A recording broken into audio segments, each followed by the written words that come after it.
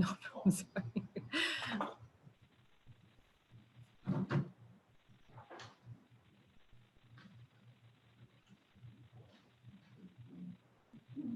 Yeah, so.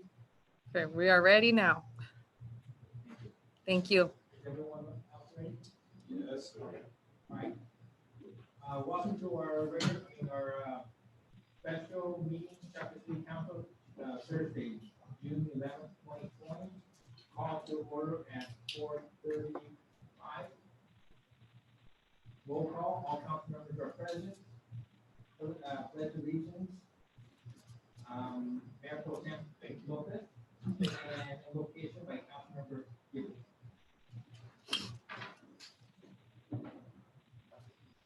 Salute, pledge.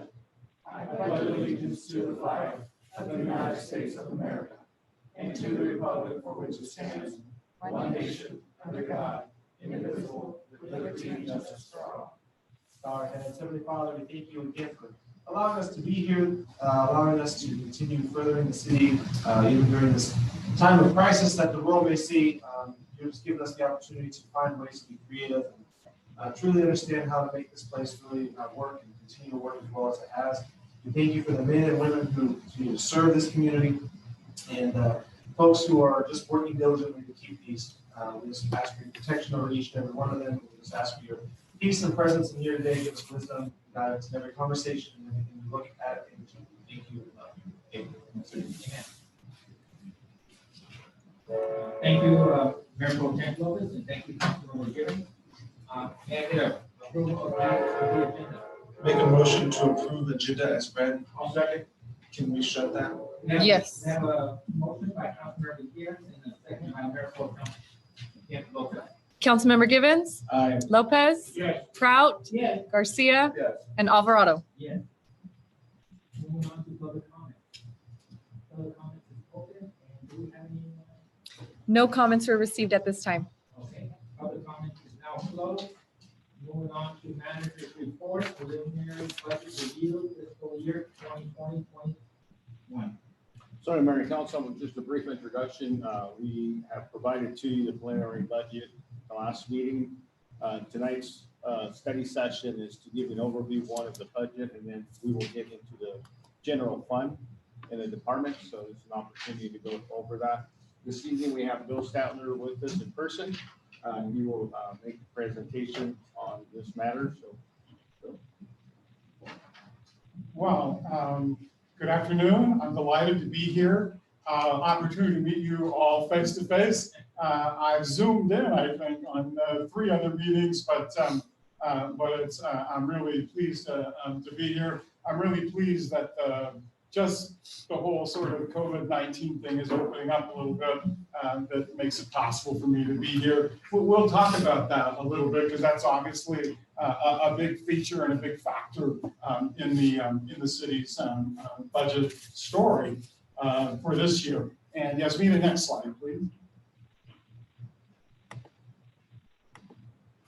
So the purpose of this particular budget workshop is to provide an overview of the preliminary budget, sort of the context under which it was prepared, and then review the general fund in some depth. And at the next workshop on the 15th, we'll take a look at the other funds, but this workshop is to kind of focus on the general fund, the fund that, quite frankly, is the most subject to swings based on the public health crisis and other sort of civil unrest facing the state and the nation right now. So next slide. So here's kind of the preliminary budget overview. Next slide. You know, really the city, the state, the nation really facing unprecedented challenges. There's been serious downturns before in my life and times as a finance director. Been through about 3 or 4 different recessions and the Great Recession. But those were all driven by economic circumstances. And the most recent Great Recession, of course, I mean, that was the housing bubble, the mortgage meltdown, exotic financial instruments, collateralized debt obligations, and other items. And we just had a huge systemic collapse of the finance system. And previous recessions, kind of driven by business cycles, there were economic reasons for those downturns. This is unique. This wasn't really caused by underlying economic issues. This was caused by public health crisis. And in essence, telling the economy to shut down as we ask people not to go to work, as we ask people to at best telecommute, but as whole industries in essence shut down, unprecedented unemployment as a result, even deeper than the Great Recession and certainly faster than the Great Recession. So it's unique. And it also means that there's a really uncertain course for recovery, and I'll talk about that in a little bit, but there are some indicators that would indicate the recovery in fact is underway. How fast it will be, how strong it will be. Economists are really mixed on that, but I think there are some clear indicators that recovery in fact is underway. As we discussed in the past, the city enters into these difficult times with some really unique strengths compared to many, many other cities in California. In fact, I think at one time, Gabriel, the city manager, and I were joking about, of all the cities we both could have landed in, I really didn't know much about the city of Shafter when Gabriel asked if I would be able to help out with this budget cycle. From just an economics fiscal perspective, I couldn't have landed in a much better place than the city of Shafter. So next slide, please. As we think about those unprecedented circumstances and how the budget responds to those, I think it responds in a very prudent, fiscally responsible manner. Yes, you have a lot of strengths, but that doesn't mean you're immune to what's happening in the rest of the nation and the state. And so we've taken a very, very cautious approach in putting the budget together, both from a revenue estimate side as well as from an expenditure side in how to respond to that. It does preserve essential day-to-day services, and it reflects those key budget principles that the council adopted and approved back at the end of April. Next slide. Excuse me, just. I think I can't understress or overstress enough that the challenges facing the nation and the state, they're real. I mean, they're substantive and they're real. And the fact is the city's revenue outlook isn't going to get better until the economy improves. And the economy isn't going to improve until the public health crisis is, if not over, is at least mitigated. Next graphic. It'll come up. There we go. This is excerpted from the Washington Post. And yes, it is very sobering. There are at this point about 110,000 deaths in the nation that are attributed to COVID-19. Very sobering. Millions of cases of people being tested and proving positive for it. But when you look at the curve, it is definitely showing signs of improvement. The number of deaths, while sobering and tragic, it is declining. And so there is, a good positive reason for thinking that there's light at the end of the tunnel and it isn't a train coming the other way. Next slide, please. So how serious is it? I think these two charts, although they're looking at basically the elephant, if you will, from the same perspective, the first chart shows unemployment rates in the nation and in California. You see really just unemployment is below 5% in both the state and the nation. Very smooth until it hits the beginning of COVID-19, the beginning of social distancing, and it just really peaks and takes off at an almost astronomical level. The Great Recession did not have unemployment spiking like this. But the good news here is, as bad as it gets, approaching 20% unemployment in California, you can see that the curve is starting to taper off. People are starting to go back to work. People are getting employed. So it's obviously not back down to 5%. How quickly that will decline? Is it going to decline as fast as it rose? Economists are mixed on that. And when you look at unemployment claims filed, it's the same story. Unemployment claims were almost virtually non-existent leading up to COVID-19, and then it just takes off and spikes. But again, the good news here is those unemployment claims, which is really kind of directly related to the unemployment rate, but those unemployment claims in California are definitely starting to taper off. This next slide is interesting because it shows you how much things can change in just a day. Next slide, please. This is what the Dow Jones average industrial average looked like just yesterday when I copied this chart. And you can see that the Dow Jones industrial average is about 30,000 points, very flat for the 3 or 4 months leading to COVID-19. And then, of course, it just plunges, loses 50% of its value in about a month. But after that, it begins to slowly recover to where, as of yesterday anyway, it was back to about 27,000, very close to recovering to where it was before. Many people thought a few more days of recovery and we would be back to where we started. That would be a positive thing. Except, of course, today it lost 1,500 points. So it just goes to show you how uncertain this period of time is that we're entering. At first, you can think when you look at those unemployment numbers, it's tragic, we'll never get through this. Then you start to see some improvement, and then you get some disappointing news, like the Dow Jones stock market today. So it really just underscores how certain this period is we're going into, and the need to approach it from a very cautious perspective in terms of both our revenue estimates, as well as on the expenditure side, how we're responding to that. So next slide. One thing I do want to encourage you, if as I'm presenting you this information, you have a question, feel free to ask it. Because probably the best time to ask it is then, rather than trying to wait.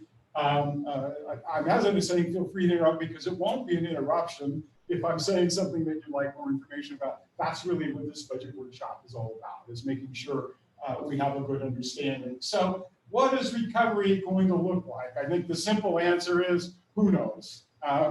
You know, economists are mixed on this. Some of them have looked at some of these trends. They say the underlying economy before COVID-19 was very strong, was moving along, no recession in sight. And so there are those economists who believe that once things start to open up and the COVID-19 crisis seems to be behind us, then the economy will recover as fast as it declined.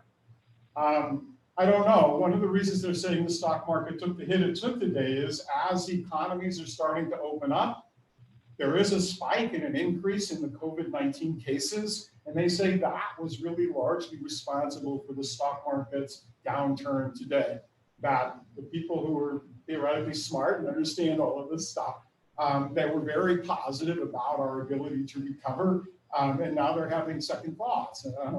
And I think there's two ways to look at this increase in COVID-19 reported cases. One is, yes, maybe as we've opened up social distancing, we've exposed people to more virus potential.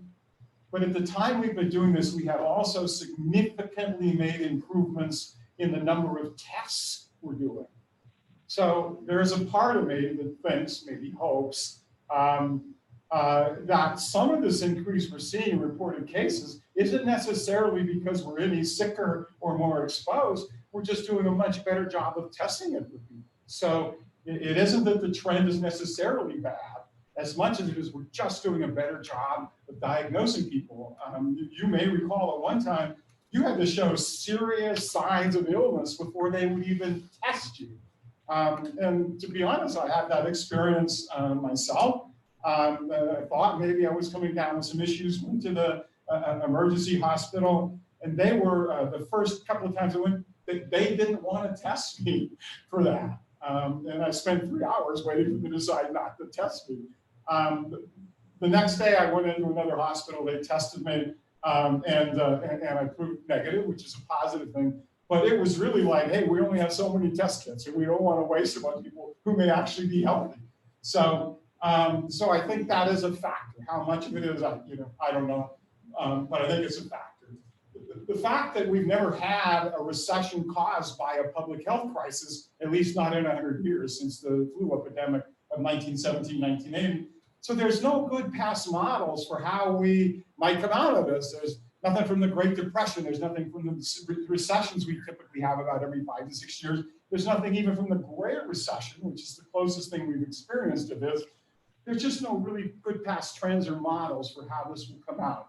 So again, all of this really underscores the uncertain period of time we're in. Maybe things will recover strongly. Maybe they won't. Maybe we will go back and forth. Things will look good, then they'll get worse, then they'll get better, then they'll go worse. No one knows really what this is going to look like. And I think if anyone tries to provide you assurance that they do, the only thing I know about that is they are highly likely to be wrong.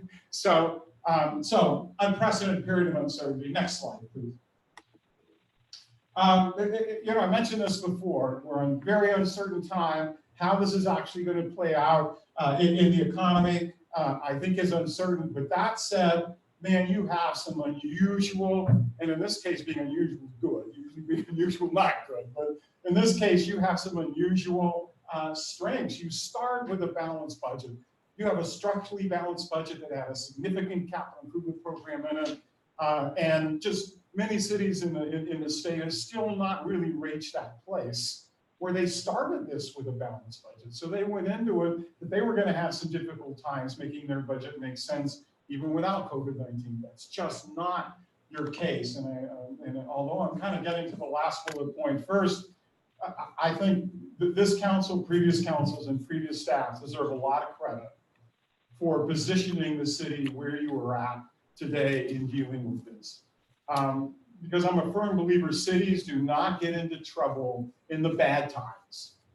Because they follow the first rule of holes when they're at bad times, they stop digging. When do cities get into trouble? They get into trouble in the good times by making decisions with those good revenues that are not sustainable. That's when they get into trouble. So when you were getting lots of revenues from the Williams-Sonoma Care Center, when you were really starting to have your industrial parks and distribution centers take off, it could have been really tempting at that point to start making operating program decisions that weren't sustainable. Instead, what did you do with that? You bought down your CalPERS pension liabilities, better positioning you for the future. You made significant investments in your capital projects and your infrastructure. Very smart moves that really have positioned you well to be able to deal with this uncertain situation. You've had clean audits. You've received the GFOA highest award for financial reporting for many, many years. You have clean audits. Again, you have historically a significant general fund capital improvement program. And that's really kind of the secret sauce of being able to respond to unexpected times. You can ramp down those capital projects. And then if things get better, and it looks like they're getting better, you can ramp those back up again. But you can do that much easier than you can be taking a look at your public works department, taking a look at your police department, making reductions in those core day-to-day services, much more difficult to make and much more difficult to recover from when things do start to get better. Amazingly, you basically bought down all of your CalPERS unfunded liabilities, and you have no idea how well that positions you compared to really all of your fellow cities in the state of California that have huge unfunded liabilities and huge costs with no general fund debt obligations. So there's really no part of your budget that you're absolutely committed to having to spend to pay back the money you borrowed. Again, many cities, they're anywhere from 5 to 15% of their budgets are committed to debt service repayments. That obviously, it's not, you still have 85, 90% flexibility maybe, but the fact that you don't have any debt obligations in your general fund, again, really positions you well to be able to respond and deal with this. You have very strong general fund reserves. We'll show some examples of that in a moment. And this really, I can't underscore. This may seem like the soft stuff, but in my experience, the soft stuff is the hard stuff. You have a long-standing tradition of responsible stewardship and responsible financial management, and that's going to hold you in really good stead in dealing with this issue. Next slide. As you recall, at the end of April, the city did enter into some short-term budget actions, which have really, again, really helped position us for this upcoming budget. in making some key decisions to sort of slow down and ramp down on costs. First, put in a hiring chill, as we'll talk about in a minute. You have 12 vacant positions in the city, regular full-time positions. Put a chill on those. Again, not necessarily to get immediate savings from those vacancies, although you've clearly done that as well, but it's also to position yourself going into the new fiscal year that to the degree you can have a nice overlap between what your priorities are, where you have vacant positions. This helps you mitigate layoffs because you have vacant positions that you can draw on. And that's clearly one of the budget strategies that's going to be reflected in the preliminary budget.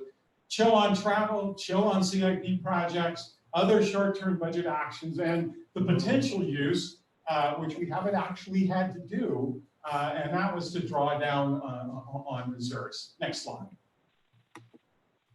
So key budget principles, 7 of them. The first one, of course, is to reflect top council priorities that you set back in the middle of April, which really kind of fell into 3 categories. And it's totally about positioning yourself for COVID-19, maintaining financial sustainability, focus on public safety, and then a focus on employee wellness, making sure that employees are staying healthy so they can deliver the services that the community wants. Next slide, please.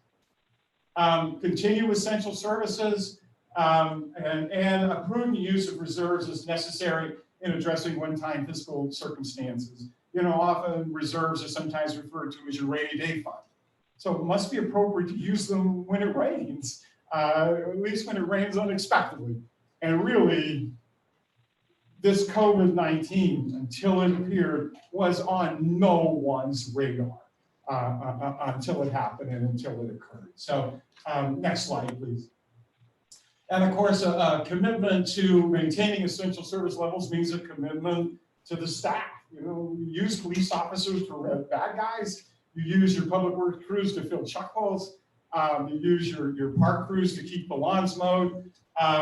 And so the commitment was no layoffs. Doesn't mean there wouldn't be reductions in positions that aren't filled, but no layoffs that are driven by COVID-19. That's not necessarily a blanket commitment to no layoffs if they're driven by other factors. So as your correctional facility closes, there will be layoffs, but they're not driven by COVID-19. Those have been on the horizon for some time. So it won't be new news to anyone when that occurs. Next slide.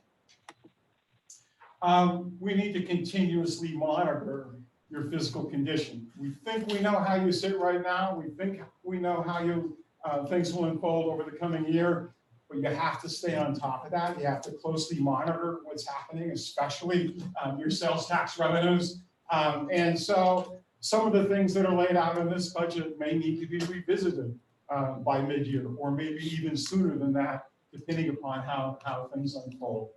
And it was likely, in fact, this has clearly happened in terms of the hiring chill. Some of these short-term budget actions might well carry over into 2021. And there are 2 cases where that's clearly the case. Continuing the hiring chill for selected positions and a significantly curtailed capital improvement plan. I don't think you'll actually see any downturn in construction activity in the next year, quite frankly, because you have a significant backlog of projects that are going to go forward. So you're still going to see street construction activity with your gas tax funds and your TDA funds. You're going to see activity going on, but that's really going to be from projects that were approved in prior years. And then lastly, recognizing there's limits on this, doing the very best job possible of keeping the community and the staff aware of what's going on in the budget process. Next slide, please. Should talk a little bit about what's happened on the internal budget development. One of those changes, obviously, is the fact you're seeing somebody like me here. Normally, this, the budget would be handled by your own staff, but there's some pretty, again, unique circumstances surrounding this budget. I will tell you this, I did budgets for 32 years as a senior financial manager. It's always a big challenge to engage the organization and the community and the council in the budget process under the best of circumstances. And of course, we don't have the best of circumstances. So 3 kind of challenges along with what I would call the usual. And the first is lack of institutional memory. Lost your city manager back in the fall. The interim city manager, longtime finance director Jim Service, had an excellent opportunity with Kern County. He may regret going from the frying pan into the fire, but and so you had two key people that provided continuity and long-term memory, institutional memory, and you don't have that right now. They have a relatively brand new city manager, and you have a team that came together in about 30 days to put together the budget that you have before you. So I think complimenting the city manager made a really wise decision to seek to use and leverage in-house forces. Brittany and Rachel have been really critical members of the budget team, but also seeking out and bringing some people in from the outside who aren't necessarily new to the city of Chapter, but they're long-term finance professionals who were able to bring their experience from other communities to bear in the city of Shafter. Which, of course, if you got a brand new group of people working together, communication is kind of critical to making sure that works. And of course, face-to-face communication has been pretty much out. Everything we've done via Zoom, we've done over the phone, we've done via email.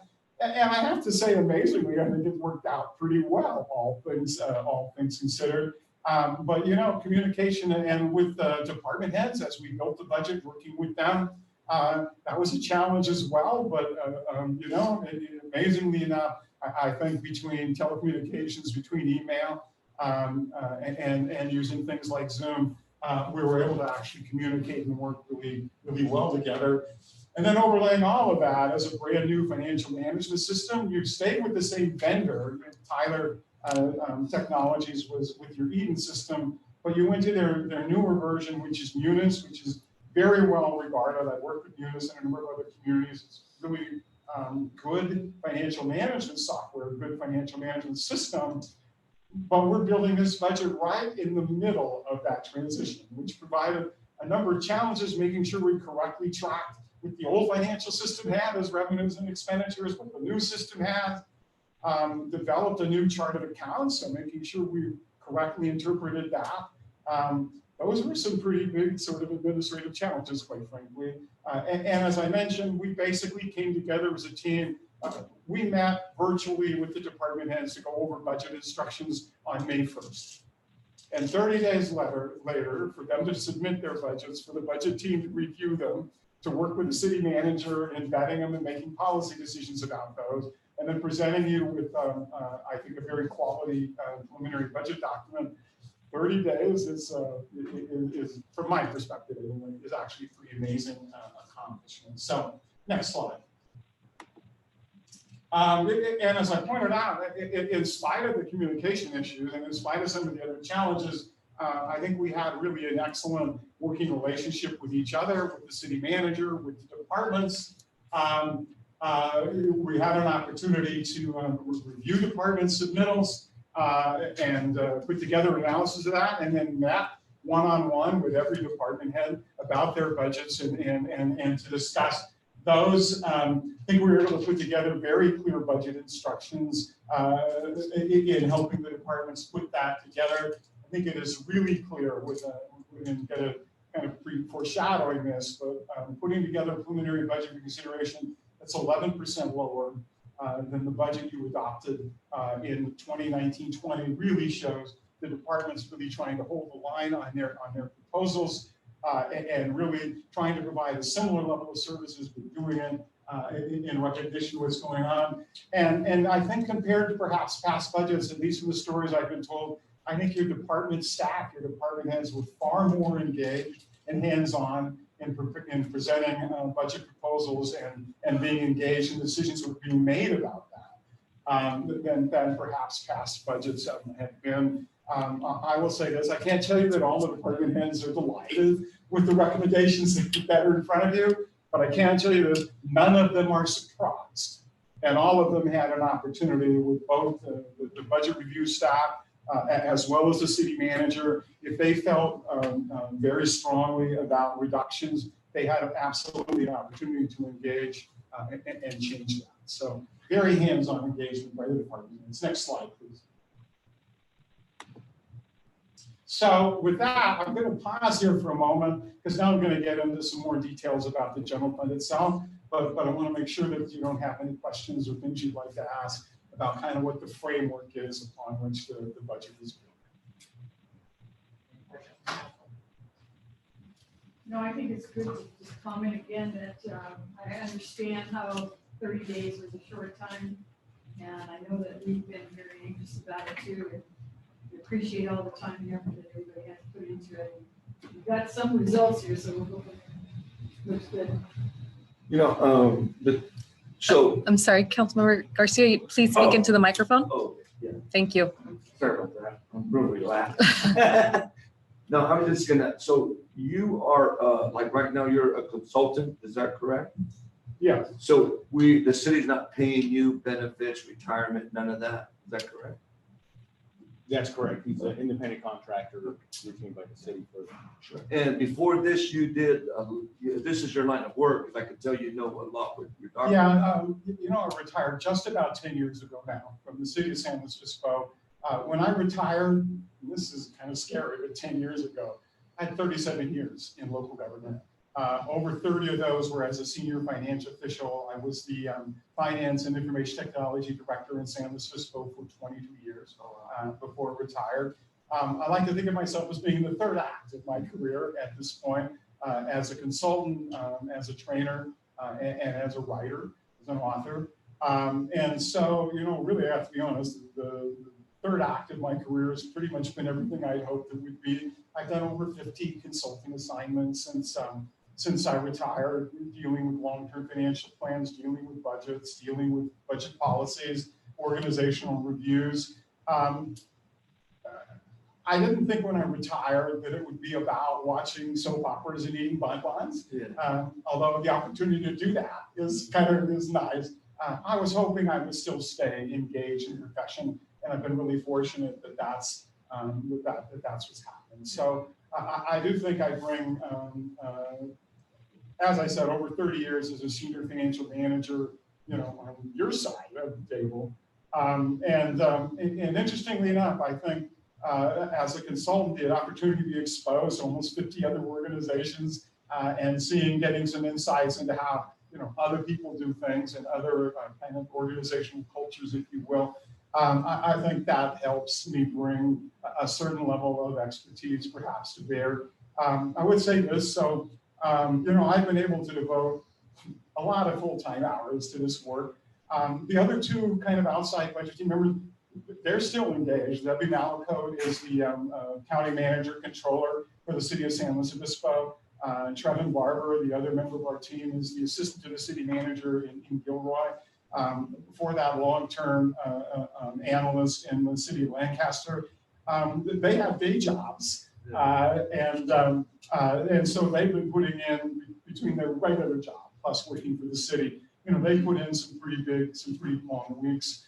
But again, I think you know, I think Shafter has been really fortunate in being able to bring to bear some really talented, qualified people to help you with this particular budget process.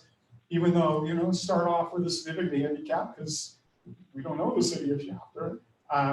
But hopefully we've been able to draw on some other experiences in other organizations that we've been able to bring to bear for the city of Shafter. Well, I just want to thank you for helping us out. And, you know, thank Gabriel and Yasmina and all the girls, the young ladies, and, you know, because I agree with you, you know, we're doing a good job, but I thank you for helping us there. So. And I do want to point out that Sylvia, your county manager, has been very helpful in this process. She's played some critical roles in getting us information that we're smart and we're talented, but we're not omniscient. So, you know, we only have the information that gets provided to us. So Sylvia's been critical in that. She took on a major part of the workload of doing the regular staff budget projections for us. So we've been able to use really her long-standing knowledge about the city. And Jim Zervis has been very accessible and has been very helpful when we've come up with issues about, so what's kind of the background behind this or what's that. He's been amazingly, given, I'm sure he's got a huge workload at the county right now, but he's been very accessible and very collegial and very responsive when we need to do stuff. So we've been really fortunate to have excellent resources there. Now, don't give Sylvia too much credit because she graduated from Wasco, so don't tell her too much. You know, let's be quiet. Thank you. Oh, thank you. So let's move on to the general fund.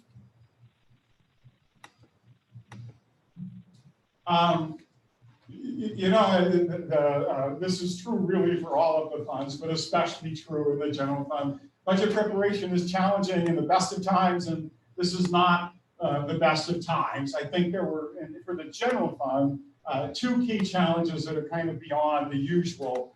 Of course, COVID-19, its impact on revenues, and the fact that at the same time we were dealing with this, we're also dealing with the community correctional facility closing. Whether that's going to be sooner or whether that's going to be later, the long-term consequences to the city would be adverse. In the best of times in the community facilities moving forward, it's about $1.8 million in revenues to the general fund. And so as it winds down, and we'll talk about sort of the cost impacts of that, but clearly in the long run, that extra $1.4, $1.8 million is not going to be coming into the city's general fund. So that would be an impact that you would have to deal with, even if it wasn't for COVID-19. Next slide, please. That was how much, 1.4? Yeah, about 1.8. That's about 1.4 in direct sort of fees and administrative cost recovery. It's contributing another 400,000, or at least in 18-19, the last completed fiscal year.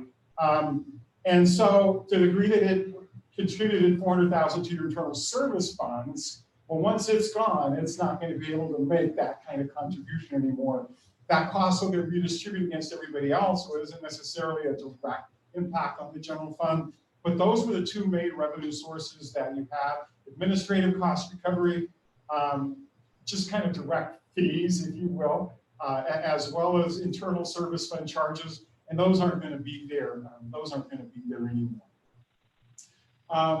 So here's kind of the high-level framework, if you will, or sort of the overview of what's happening with the general fund.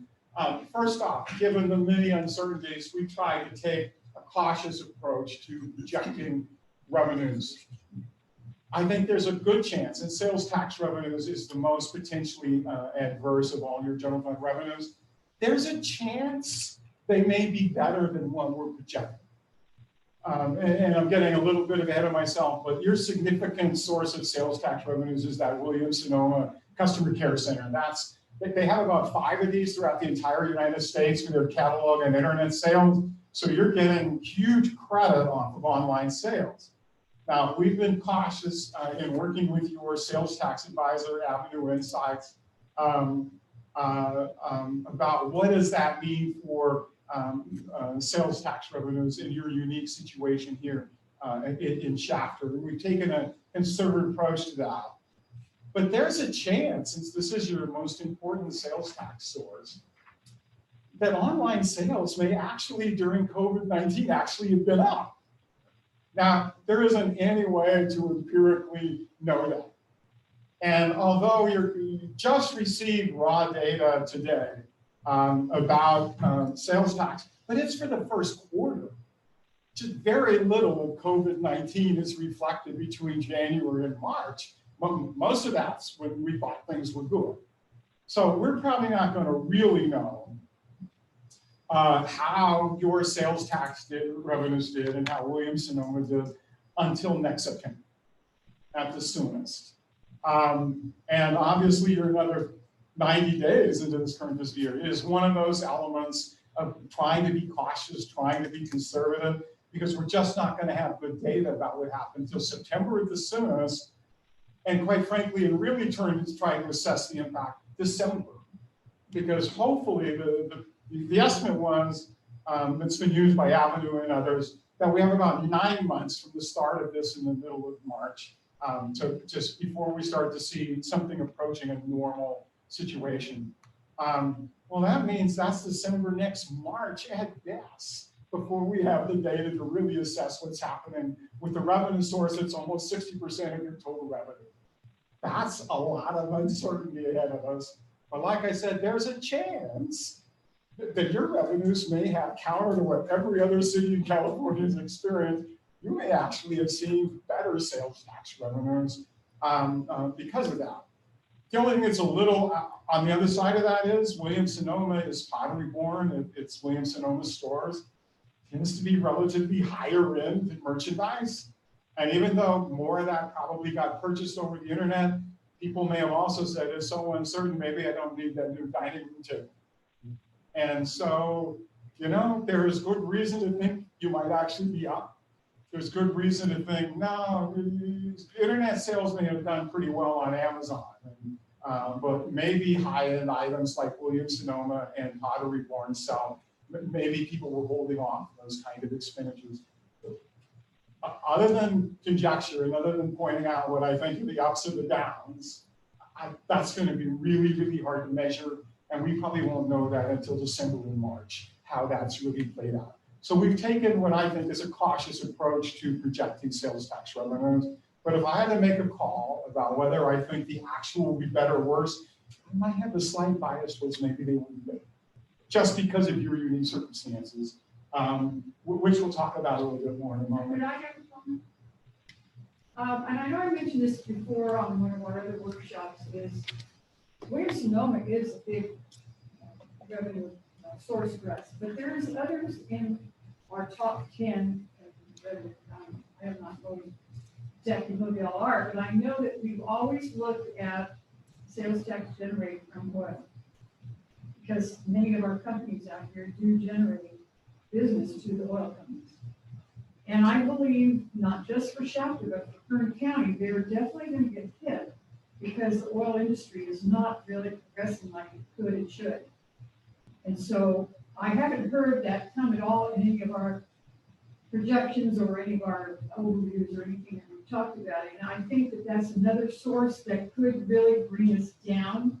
Now, if Williams-Sonoma were to stay up there, it sort of balance that out. But I think that we need to be aware that the oil industry in Kern County is going to be highly affected. Yeah.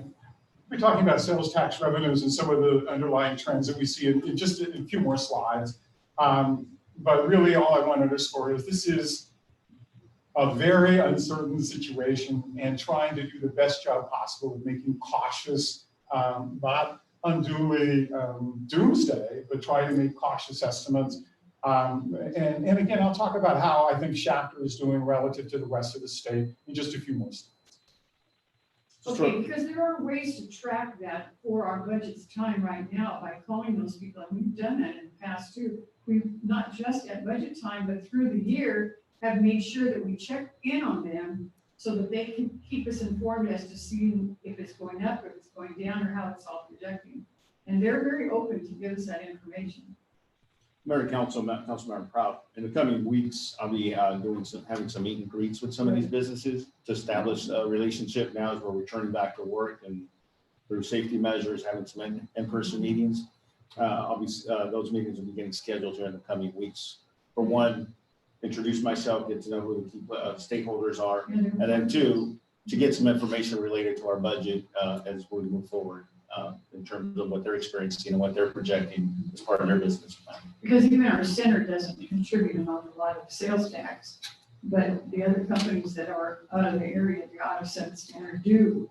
And it's been good. I'm glad to hear that. Right. So that'll, like I said, there'll be meet and greets coming in the upcoming weeks, and it'll be aligned with some of that information that will be relevant to our budget. And as I've said before, and Bill has said this as well, you know, at mid-year, we need to make adjustments to our budget once we get more data and information from all sectors of our business community and what makes up our sales tax. We'll be able to make adjustments, and to Bill's point, whether we're doing better, we make those adjustments, or we're looking to be worse off, we'll make those adjustments both on the expenditure side as well as the revenue based on that new information that we have. So I am reaching out to them, and like I said, looking to establish that dialogue with some of these businesses. Yes, necessary. Again, the key revenue impact in the general fund is sales tax. Mentioned this before, your operating budget for 2021 is actually about 11% lower than the adopted budget was. And if you take a look in a slide in a moment, significant savings from that in the current fiscal year, which is really going to well position you going into the next one.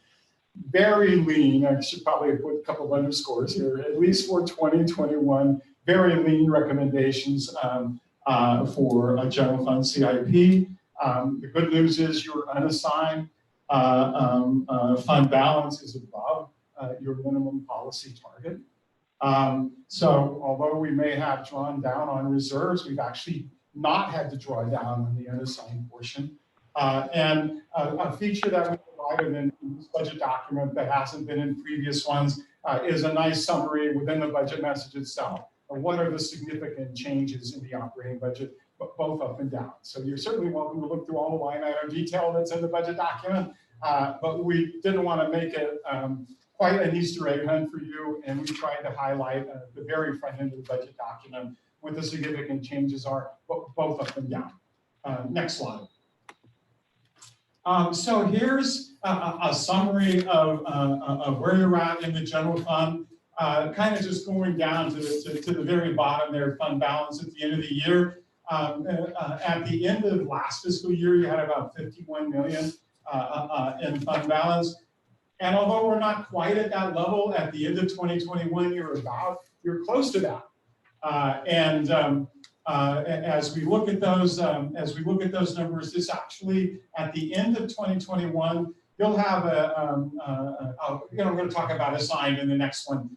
I think the things that I do want to point out here is your actual revenues in 28-19, 31 million, significantly down in the proposed budget. That's now about 27.7 million. So that's, about a $4 million swing there. But if you look at the operating costs, you'll see you were budgeted at 18.1. You're going to have savings of almost 2.5 million this fiscal year from that number. That's a conscious decision to make sure that we ended the year as positioned as well as we could. And most of that, from a budget perspective, is going to be maintained into 2021. This is about 1.9 million less than your adopted budget for the current year. Much of that intentional. I mean, that's an intentional desire to come in as cautiously as we can, because if revenue situation is going to be worse than we think it is, you want to make sure you're as well positioned that, especially from a core operating cost perspective, as you can be. And the CIP projects, here's where you can tell when we underscore the notion of very lean. We spent 9.3 million in the general fund and capital projects in 2018. Actually budgeted for over 12 million in CIP projects in the current fiscal year. We're projecting that's still going to be about 8.3 million. Some of those projects are going to carry over further, but we only have one project for you to consider with new money, if you will, in the current fiscal year, and that's completing your corporation yard improvements, moving over the vehicle maintenance shops, and that's 50,000 for study and design. So we make sure we have good cost estimates for that. Probably come back at mid-year to see if we have a better sense of the city's fiscal situation.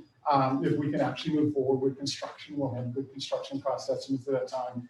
In a better position to see how did you actually end this fiscal year, how did revenues actually materialize this year. So what that becomes the new trends for next fiscal year. Better opportunity to look at that at the mid-year budget review.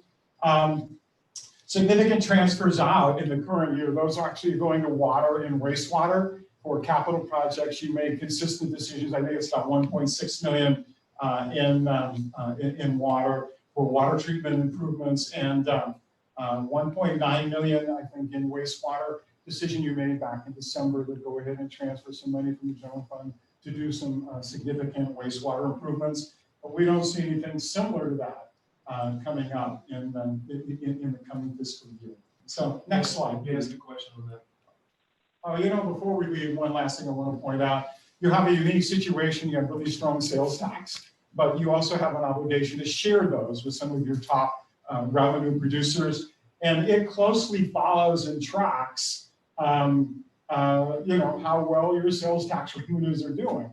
So when sales tax revenues were really high, 18.6 million in 2018-19, then you had almost a $9 million obligation to share those and pass those through. But you'll see this going down to 8.4 to about 8.1 to 7.5. That actually kind of shows what's happening with our projected sales tax revenues. So a positive relationship, I guess, there. If we're not going to have quite as strong sales tax revenues, then your obligation to share those revenues is less. I'll talk about that a little bit more later, but I think those are probably the key things to take from this chart. Next slide, please. So is Mike on the phone? Yes. So Mike, we talked about that $4 million hold for the transfers for the water and the sewer. We know we talked about taking that transfer for the water and sewer late last year, but you're saying we don't have any projected transfers out of general fund to water and sewer for the upcoming fiscal year? Mike there. He No. is on the Yeah, line. Yeah, correct. I am here, Councilmember Givens. I'm looking at summary data. I'm not 100% clear. I think our 5-year rate plan that was adopted included transfers from the general fund to minimize the rate increases that went into effect. I don't know what role this particular fiscal year offhand plays in that strategy, but maybe I'm not understanding the question. But with looking at this data, this summary data, I really can't give you a complete answer. That's fine. The question is rather straightforward and just asking.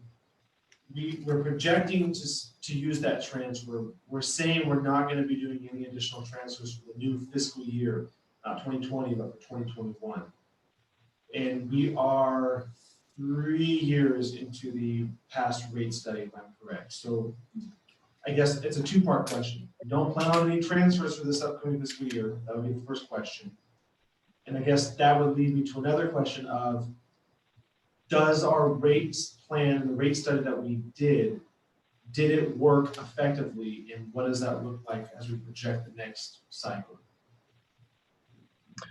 We don't have any general fund transfer plan this year. Our capital improvement program this year is focused mostly on TCP funded, completing the TCP treatment systems. And I think whatever general fund transactions were outlined in the 5-year financial plan that was on the front end, I don't think there's going to be any activity amongst the general fund and any of the enterprise funds this year. And the rates look satisfactory based on what we did a couple years ago. Where the rate increases are consistent with the plan that was adopted by the council, and the revenue projections and the costs outlined in the operational accounts are consistent with the rate plan conducted a couple of years ago. Thank you.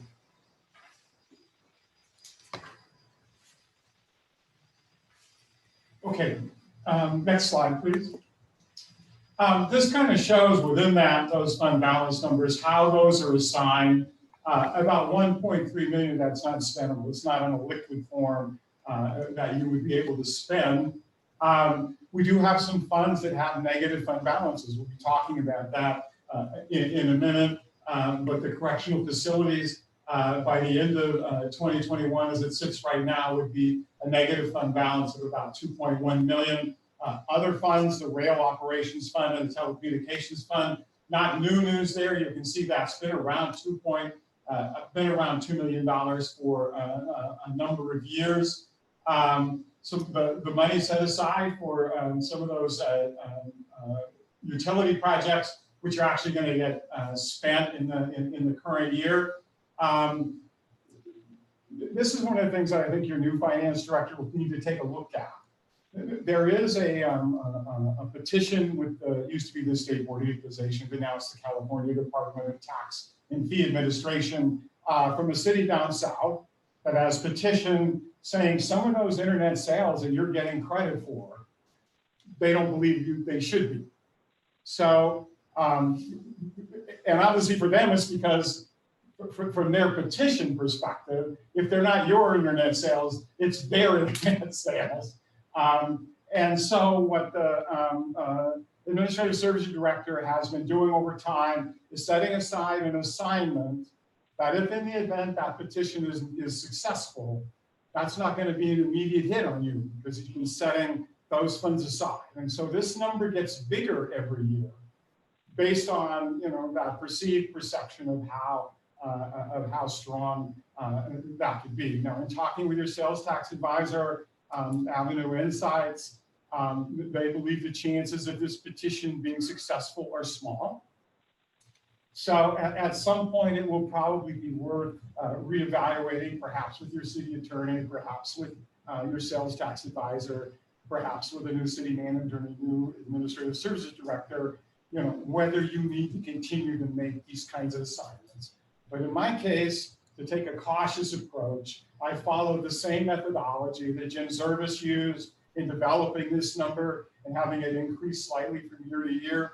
I followed the same methodology he followed as being the more conservative, cautious approach. But I do think this is something that's worth a reevaluation to see if it's important to set funds aside for this possibility.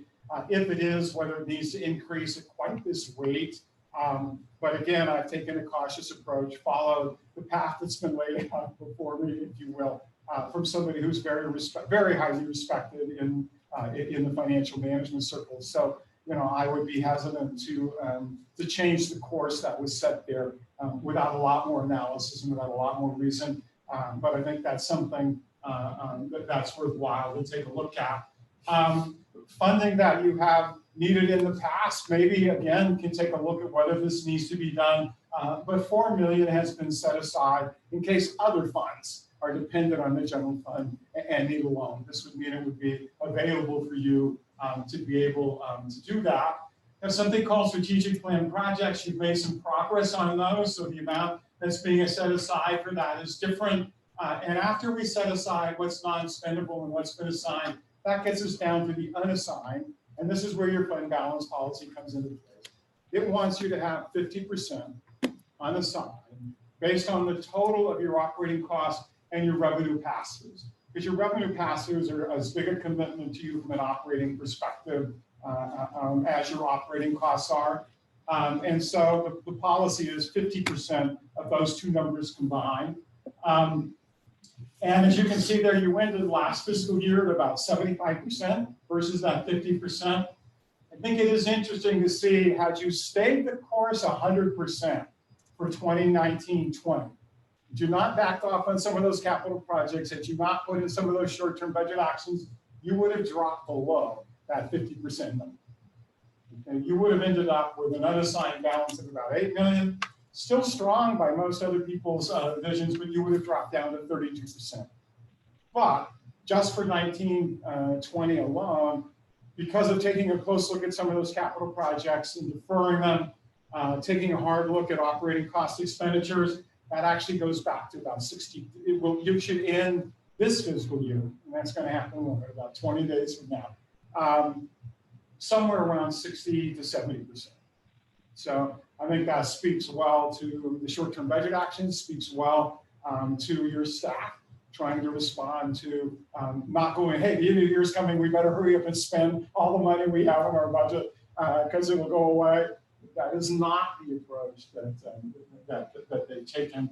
And so at the end of 2021, it looks like we'll be able to sustain that 70% level going to the next year. And again, given the uncertainties facing us, that makes a lot of sense. And taking a look at mid-year, are there some capital projects maybe we can go forward on? Are there some of these shield positions that we may in fact want to rehire? Let's wait until we have a better sense of what's happened before we make decisions. Let's follow that first rule of goals. When we find ourselves in one, let's make sure we don't make this hole any deeper than it already may potentially be, especially when we don't know how deep is that hole.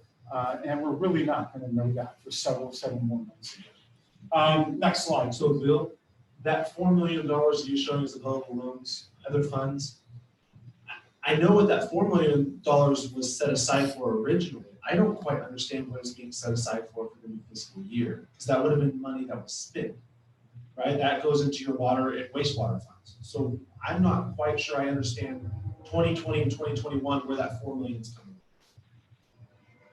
In terms of why it's being. Why is it shown there as money in the bank set aside for available loans? So the simple explanation, Councilmember gives Mary Council is, it's a proposed status quo budget. So we're not proposing making changes to what's been put in place in the past. We're just carrying it over. So if council wants to make some adjustments or changes based on what we're proposing, I mean, that's your prerogative to say, hey, you know what, put this 4 million elsewhere. But in developing the budget is status quo. So how we've had that in place is to carry on. If you recall early on, when we had our strategic plan workshop, council, you elected to maintain and hold the line. You wanted to reduce expenditures for the current fiscal year because of the uncertainty that we did of the COVID-19 situation. And you wanted to be prudent to carry as we went into 2021 to basically maintain what we have today and not reduce services. And so whatever was in place was to carry over. And so that's just a reflection of that direction and that consistency to hold the line, lower expenditures, and thus, instead of being at 32%, we're projected to be at 69%. So, but if council wants to have discussion of, at a policy level, of what you as a council wish to do with that, and that's the purpose of us, having these study sessions with you. Your explanation is good. I just was unsure where it came from. That's why I was asking the question. So it's basically what we've always used in the past. Correct. We're just status quo. We're throwing it in. Next slide, please. But just really quickly.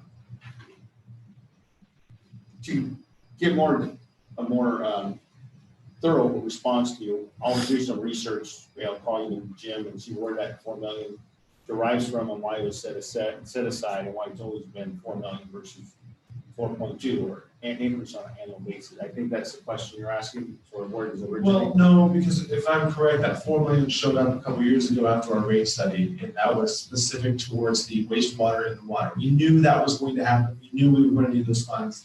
Jim and Mike you could probably attest to this, budgeted for that a couple of years ago. So they knew this was coming. I don't believe we touched that budget until this last fiscal year. So 2019, 2020, that was the first time we touched it. And that's the only reason I'm asking was, which goes back to the reason I was asking you, Mike, because I saw this number pop up when I was looking in the book, and I'm seeing another 4 million projected. So that tells me we're either projecting that we're going to see another loss in our water and wastewater, and that our rate study never worked. We're projecting just to spend the money out of our pocket because we feel kind, and that's the things we want to do. And then I'm going to ask, where's that money coming from in general? Or we're just putting a placeholder, which is the third option. You just put a placeholder in there, hold the line is what you're calling it, and just bringing it over. But I put caution on it because I'm trying to figure out why we need that there. We'll go back and look at the rate study. It sounds to me what you're describing was that typically in a rate study, you'll have a rate stabilization fund separate apart. So it sounds like the general fund may have been serving that role as a stabilization fund. I think what you're asking is, has a rate increase generated a revenue as projected for the study, and if so, then why are we still carrying up 4 million? Because the study would have generated, the rate increases would have generated the stabilization fund sufficient to cover itself. Which the rate increase that was given, though no one liked it, I understand it, but it did cover that money, so we knew it was there. So now that's a caution, right? That's a red flag to me that says, okay, now we're gonna have to go back to our constituents at this point. When another rate study happens, we have to explain why we have the $4 million that's being set aside for those same funds. That's a route I don't really want to take. It shouldn't be like a fund if it's in the water and wastewater, it shouldn't be in the fund. It should have already been taken. Correct, and it was just taken for this last fiscal year. That was the last thing that happened in 2019, 2020. So we see that it was, if you go back on another slide, I believe, I'm looking in the book, I see it in here on page 4. And I see that 1.6 out of water operations and 1.9 out of wastewater operations. So I see the transfer happen. It's there. But good. We saw it. We expected it. We knew this was going to happen a few years ago. It's out there. And now I'm seeing it pop back up here. So I was just wondering if maybe it's not there, like you said, because every year just in case something comes up. All right. And I don't know if it's actually earmarked for that. waste center. Correct. So let me do some research into that, working with Mike and if we need to, we'll call Jim to, what am I saying? The general fund was the backstop, the stabilization fund, and event rate increase to generate sufficient revenues to create it. Now I understand the question a little bit better in terms of what you're asking is, do we still need this? And if so, why? And does that mean the rates are not generating the revenue projected in this study? Because then that's a red flag to you that, are we gonna have to go back out to our residents and the ratepayer and do another increase? What we did too is the city was helping out so that the rates didn't have to be higher. Correct. And we were contributing through our general fund to that. And but then again, I don't know if that's a good, totally different. And the other side of that is there's typically, if you're gonna go out and get a loan for any sort of money, there's always an interest that's been incurred. Now, how Jim figured the interest rate normally goes to the lowest common denominator you possibly can. Keep everybody fair, but it still has money that's being paid back, quote unquote, to the general fund. So I see the transfer out of general fund. The rates are covering that cost. I don't know what the percentage is coming back because that percentage was going to be based on the market value at the time they're being used. So I'm just curious on what that percentage back would be.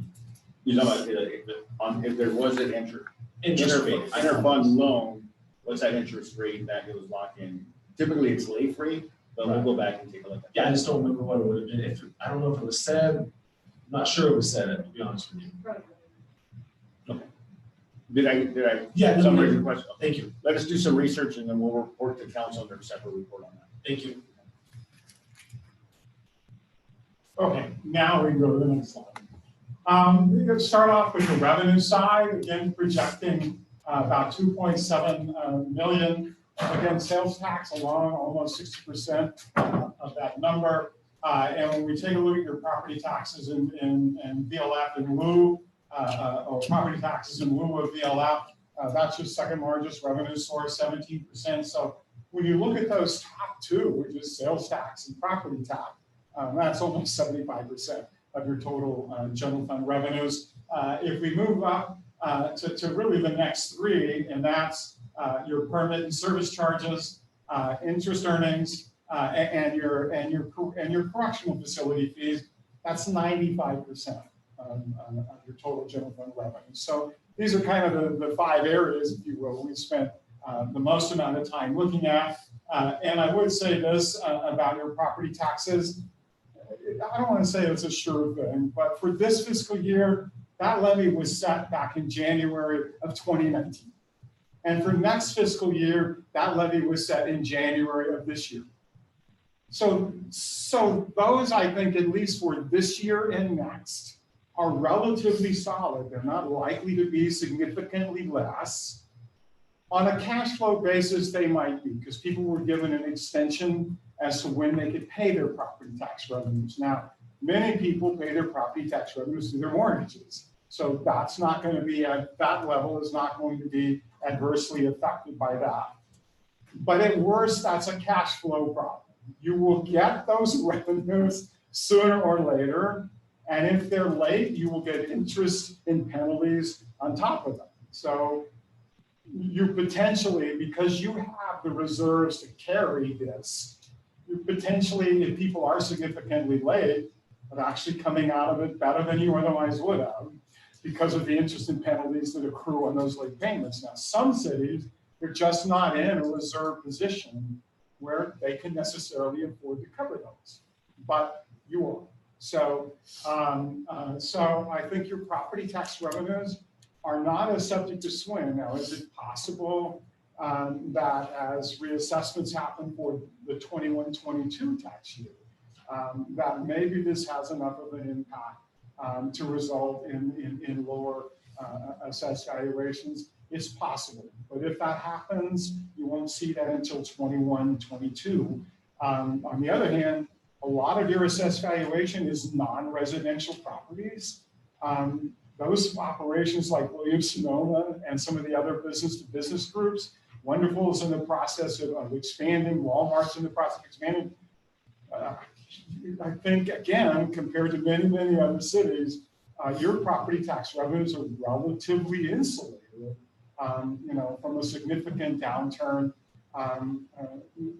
relatively insulated from that. So I think your property tax revenues, relatively speaking, are in pretty good shape. So the one that concerns me the most, of course, is the number one revenue source on the board, and that's what's going to happen to your sales tax revenues as we move forward with this health crisis. So next slide, please. Excuse me, I was gonna ask you on that sales tax, the 56%, would you say a great portion is that, like that William and Sonoma? Yeah, and and it's not just Williams-Sonoma. You also were fortunate of your other big sales tax producers are largely business to business.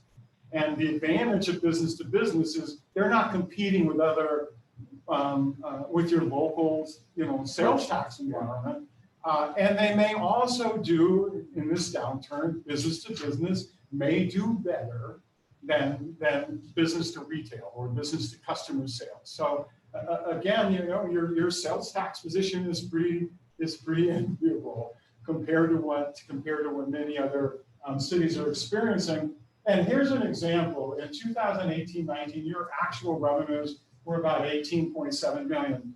Should point out, this was a very strong year. That represented something like a 10-15% increase from the previous year. So you do start from a base pre-COVID-19 that was pretty strong for you historically. That's also a note of caution.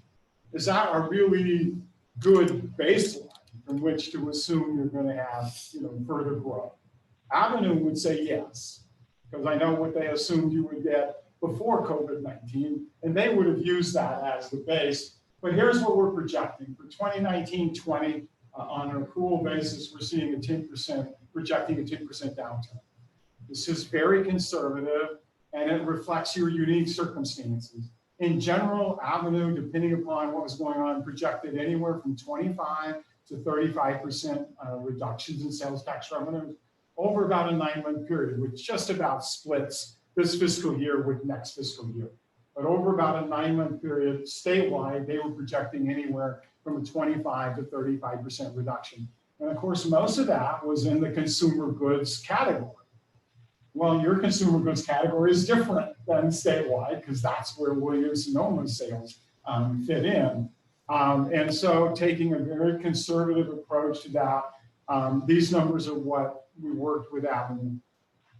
And I'm being, quite frankly, even more conservative in this projection than Avenue recommended because I'm trying to take into account that really strong baseline. That given that as we make any projection from that, whether it's up or down, that's a really strong baseline for you. And I want to be cautious about that as well. So projecting 10% in 2019-20 in the current year, down 7.5% next fiscal year. Again, this kind of splits the 2 fiscal years. But to put that in perspective, you go from just a year ago, 18.7 million, based on this projection, going down to 5.6 million. So by the end of just a 2-year cycle, this is projecting for next fiscal year about 3 million less in sales tax revenues from that 2018-19 base. But the next click is an interesting kind of comparison, I think. Yeah. This is what Avenue, your sales tax advisor, would have thought would happen before COVID-19. This is what they were prepared to recommend as part of this budget cycle. They would have said up by about 3% this year. So that would have meant at the end of this fiscal year, it'd be about 19.2 million. And then they thought they would be up by about another 4% after that. That means that but for COVID-19, we'd probably be looking at a sales tax projection of 20 million in this coming fiscal year. And that is, if one more click away, that's a $4.4 million difference in 1 year's revenues in 2021. So this is kind of the effect of compounding if you're going down instead of going up. But nonetheless, this may look big, could be better, I'll be the first to admit, but I think just given the uncertainty facing us, what other cities throughout the state are seeing, this I think is a reasonable estimate for what's going to be happening with their sales tax revenues. Next slide, please. So as we look at general fund expenditures, kind of organized into three main categories. What's your operating costs, your departmental operating costs? What are your revenue sharing pass-through commitments? And then what are we projecting for capital improvement program expenditures? Next slide, please. So this is what your basic operating costs look like. About 16 million is the budget for the coming fiscal year. And not unsurprisingly, public safety, police and animal regulation, it's the single largest chunk that's here. That's a little over 40% is going towards public safety. Community development, which is kind of a catch-all for your economic development program, planning, building, and engineering. That's the next largest group, about 20% is really in those sort of community development functions. General government, council, city manager, human resources, finance, about another 19%. Streets and sidewalks funded from the general fund is 8%. I want to make sure you understand that that's not your total streets expenditures. You have significant revenues and expenditures in gas tax, in your lighting and landscape maintenance fund, in your TDA fund. But this is, given those other independent outside sources, this is still your general fund commitment to streets and sidewalks on an operating basis. Parks and recreation, you have a unique situation here where you maintain the parks, but you don't do the programming for them. There are cities throughout the state that have a parks and recreation district, so they don't do it at all, or they do it in-house. You have a very interesting hybrid here. You're responsible for maintaining the parks, but another special district responsible basically for programming them. It's an unusual, you're unusual in many ways, so you might as well be unusual in your parks and recreation programs. And then your educational partnership, also another unique program for you, is about 5% of the total. Next slide, please.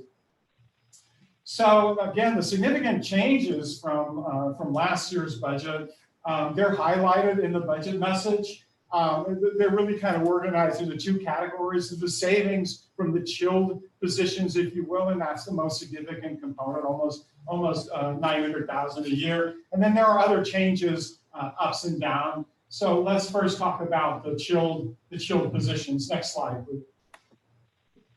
You have 12 vacancies in your regular full-time positions right now, organization-wide. 11 of those are in the general fund. Of course, that's the administrative services position. There's an account clerk position that's vacant in the administrative services fund. Planning has a community services analyst vacancy. Public Works has 3 vacancies.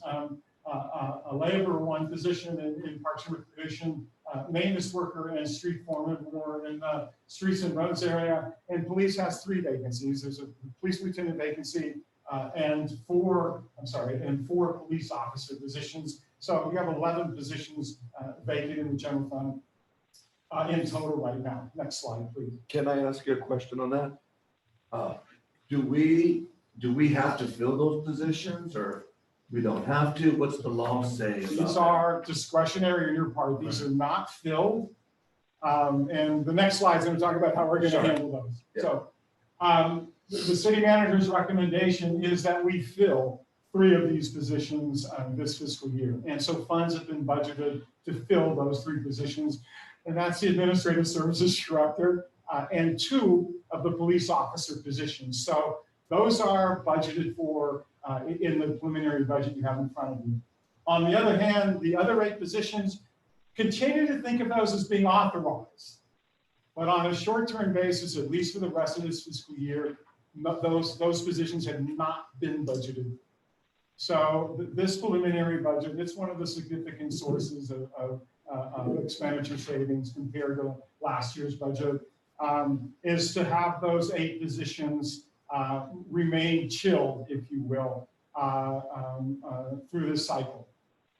Possibly, if things turn out to look better by mid-year or maybe even next cycle, the reason why this is, it's maybe a nuance, but the reason we want to continue to show those as being authorized is a recognition that's where we would like to be. I mean, that's where, but for the unique fiscal circumstances facing us, these are positions we want to fill. And the financial circumstances are such and the uncertainties sort of clear up, maybe we can fill some, maybe we can, maybe we can decide when we have a better position. But this is one of those cases of following the rule of holes. When you find yourself in one, especially when we don't really know how deep this hole is, let's stop digging and just kind of take a steady state. We want to move forward. I think you needed an administrative services director, and we want to fill some of those public safety positions. But let's keep our powder dry, if you will, on these other 8 positions until we have a better handle and a better sense of where we're really headed. So, any questions on how we're handling these vacancies? These are not layoffs. These positions are not filled. Sure. And except for the possible exception of the corrections facility, this budget does not anticipate laying off any regular full-time employees. But leaving 8 of the 11 positions vacant. Now, we did hire more officers, that's correct, right? Yeah, Yeah. based on the authorized increase of personnel in the police department, we have been hiring. Okay, and yeah, so they may be 2 more, huh? That's good. Of the 4 that remain that are currently vacant in conversations, and Chief Zimmerman's on the call, he Great. feels that just chilling 2, hiring 2 more still provides first and foremost adequate officer safety, Good. and 2, that we can have the savings and it won't be detrimental to the level of service we're providing with police services. And so if times get better at mid-year, as Bill has explained, the positions will remain authorized. I'm asking council to keep the positions authorized but not budgeted. If our financial position is more stable than anticipated, at mid-year we're doing better, we may come back and say, council, can we amend the budget to go ahead and budget for these additional officers? They're already authorized. We're just asking for the money, and then we can go out and recruit. I just want to say real quick, I mean, I've been really kind of bored lately because I just not working. I worked at the school, so I haven't been working, but I've been out a lot and really appreciate what the police is doing, our police, and just under all the bad, vibes, we have such professional people out there. They're just doing a great job because I'm not only riding my bike at night, but I'm just witnessing everything and seeing it. And they're just doing a really good job, and just wanted to thank the chief for overseeing that, and everybody. I would like that. I can't tell you that your department heads are delighted with these 8 chilled positions. If they could, of course, they would like to fill these. But they're aware of this recommendation, and not a surprise to them. And I can't say they're delighted, but I think they understand that the situation that the city is in, and they're understanding, and they're comfortable with this decision going forward.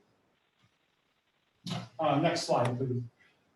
So these are kind of a high-level summary, if you will, of the most significant changes other than the staffing that are represented in this. And in the city clerk's office, a new agenda management system to be more productive and more efficient in putting together the city's agendas. And of course, there's an election coming up in November 2020, and you'll need to contract with the county in order to do that.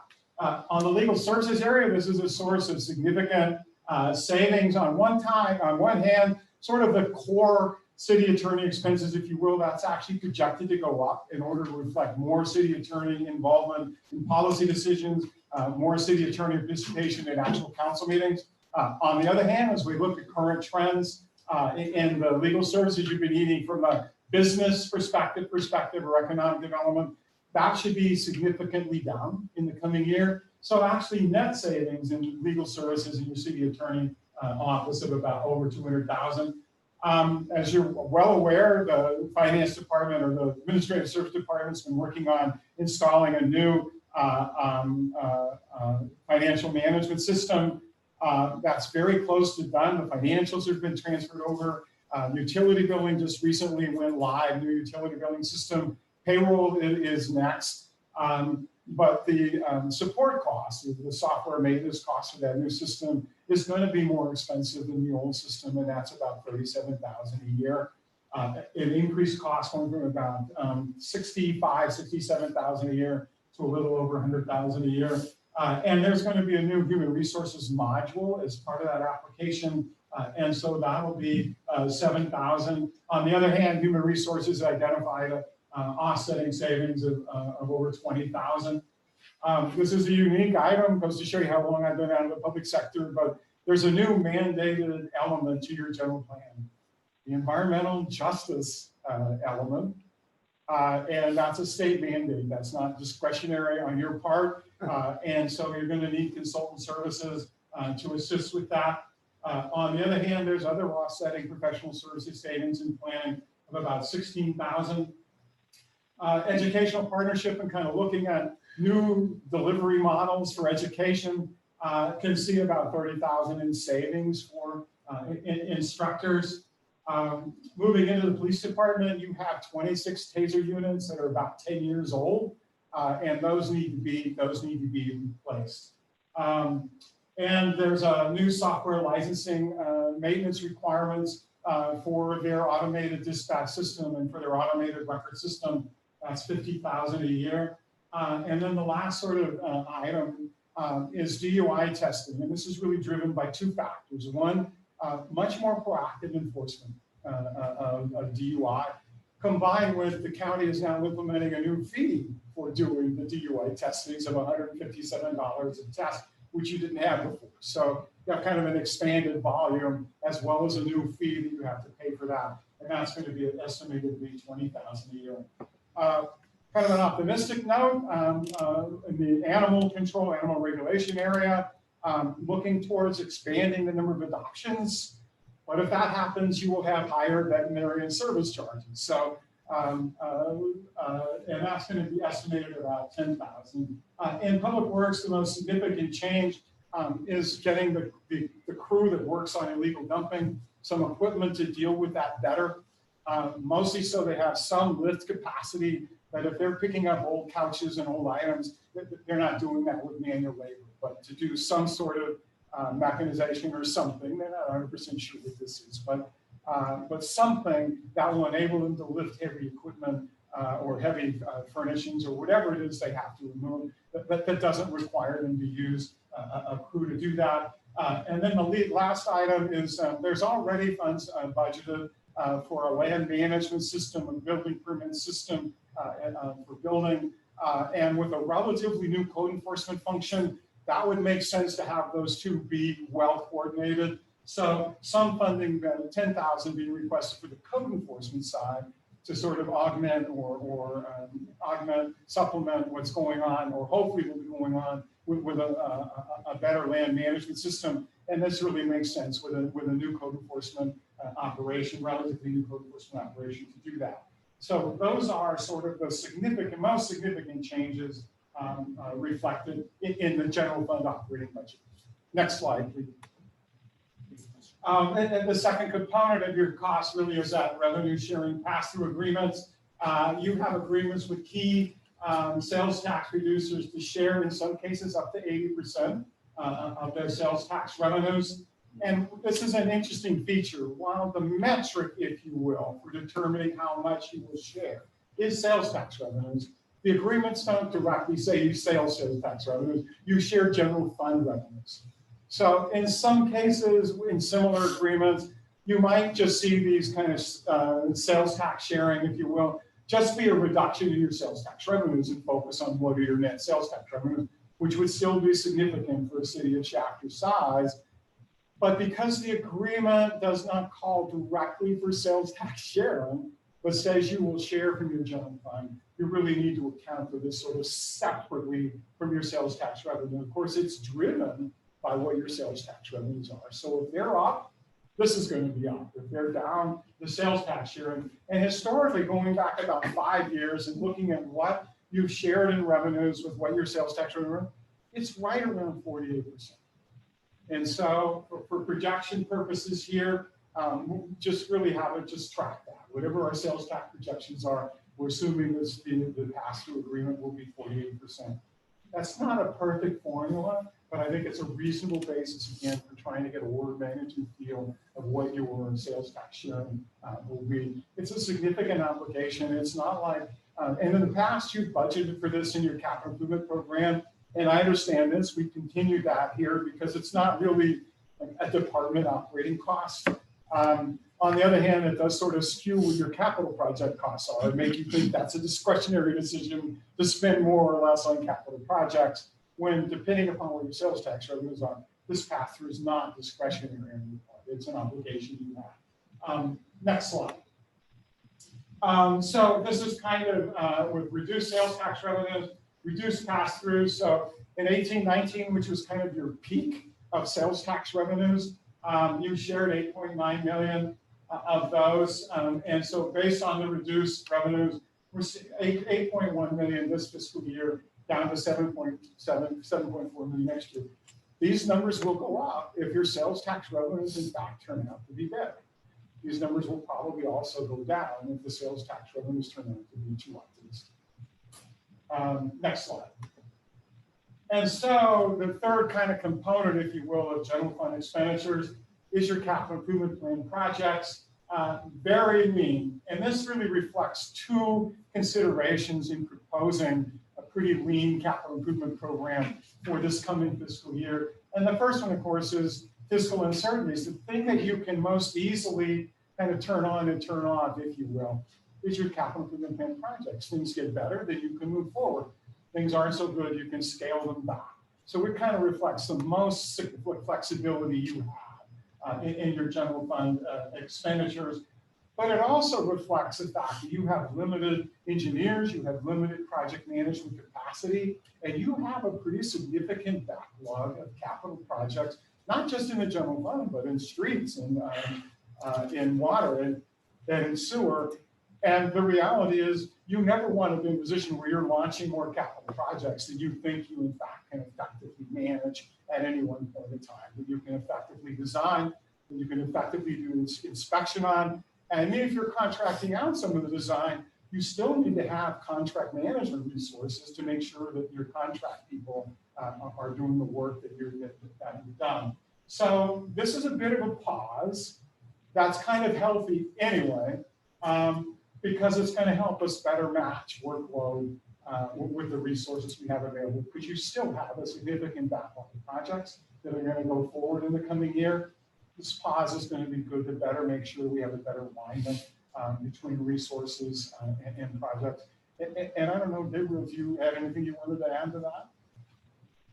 No, just that, as Bill explained, we talked about this with our public works director, Mike, who heads up the majority of the CIP projects, is to balance the workload with the staffing and make sure that we prioritize the workload consistent with council direction, get those out of the way, work on the next group of projects versus trying to have too many plates in the air, if you will, and then some projects get delayed. So we are going to be working on this. We had a conversation just earlier today about the approach we're going to take in prioritizing and coming back to you with the CIP and those projects consistent with the workload. And like I said, balancing the capacity with the projects, prioritizing the projects, and then coming back to you with those recommendations on how we proceed with the CIP.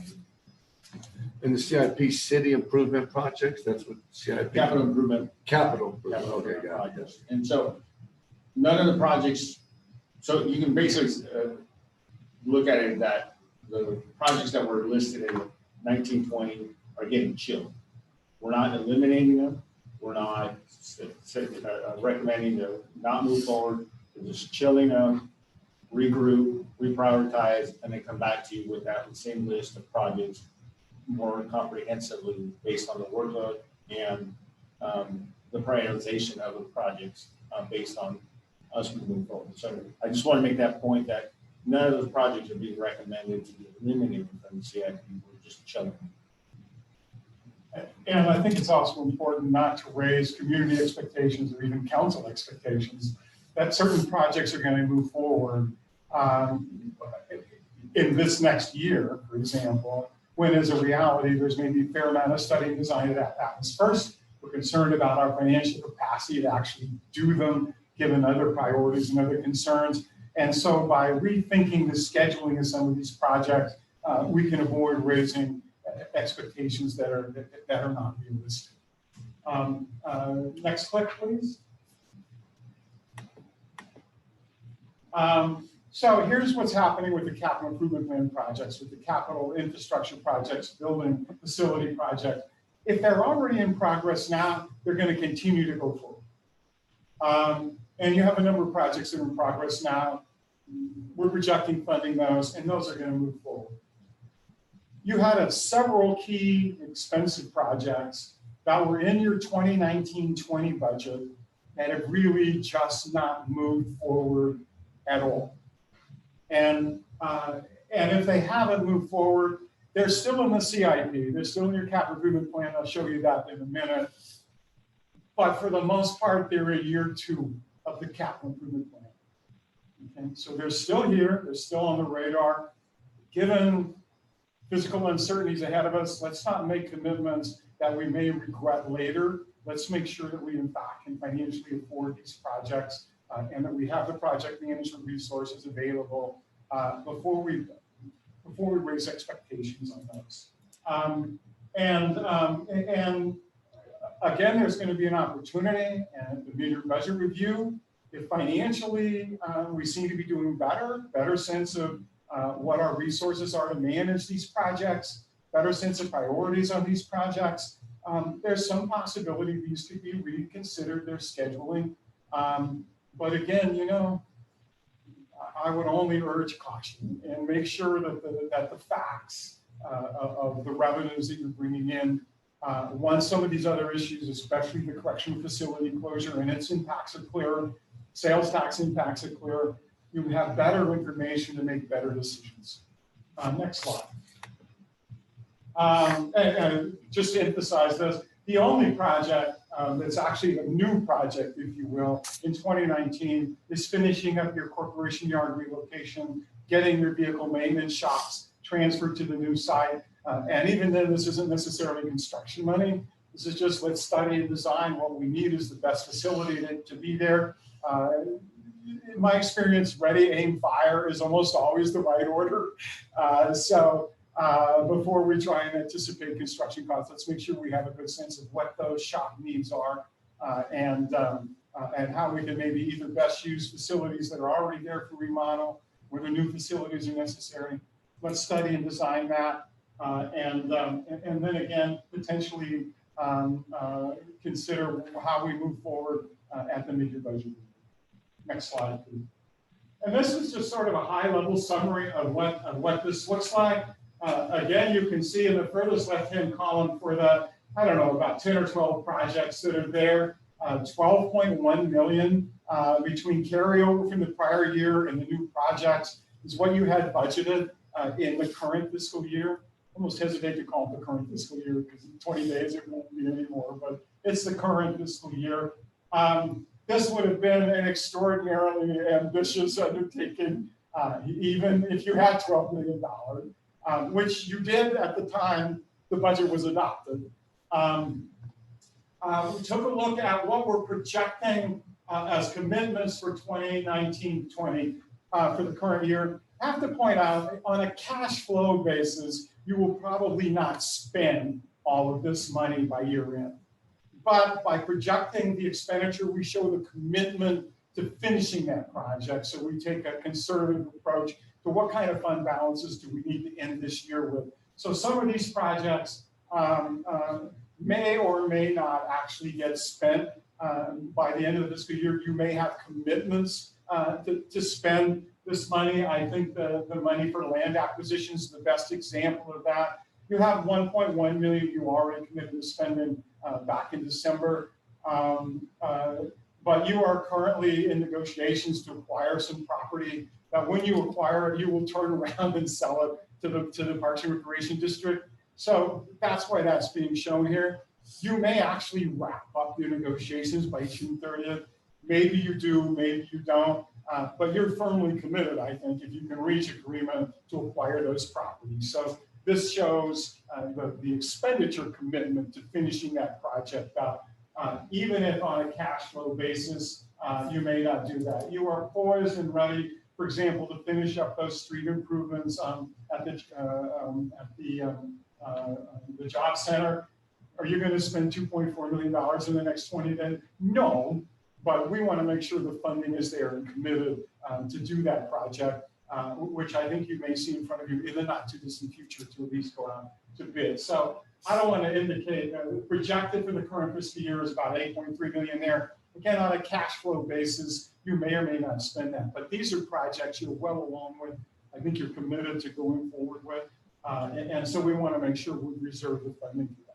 So, excuse me, I'm sorry. So, and if we don't spend that money, it carries over. Yeah, and whatever you don't spend there, under your, should back up on this a little bit, under your charter, it says your operating budget lapses at year end. Your capital project budget, however, is on a project line basis. And you can carry that money over for your capital projects under your charter. Those are eligible for carryover. So that's exactly what will happen with this.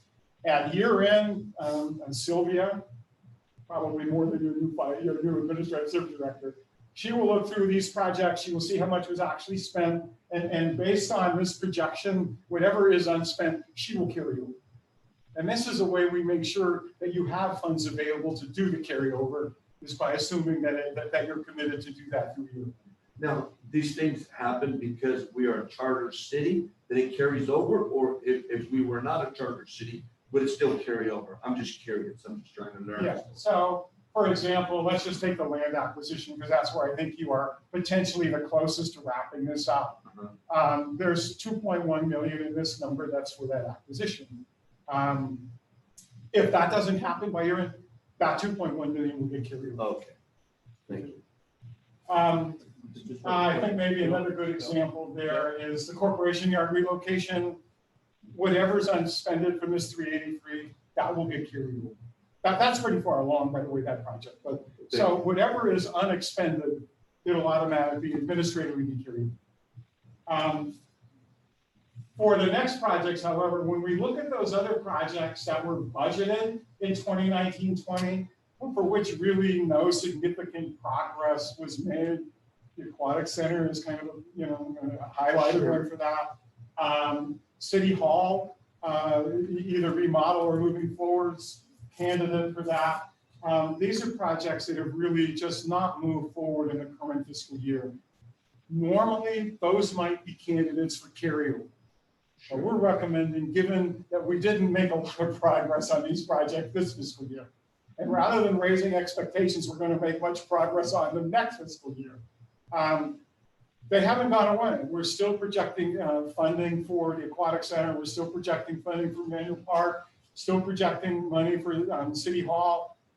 But typically it's in years 2 through 4, 5 of this. So you'll see, for example, if you look here, let's just use the Aquatic Center.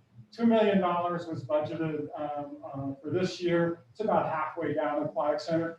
That funding at about a $2 million level, it's still there, but it doesn't kick in until 2001.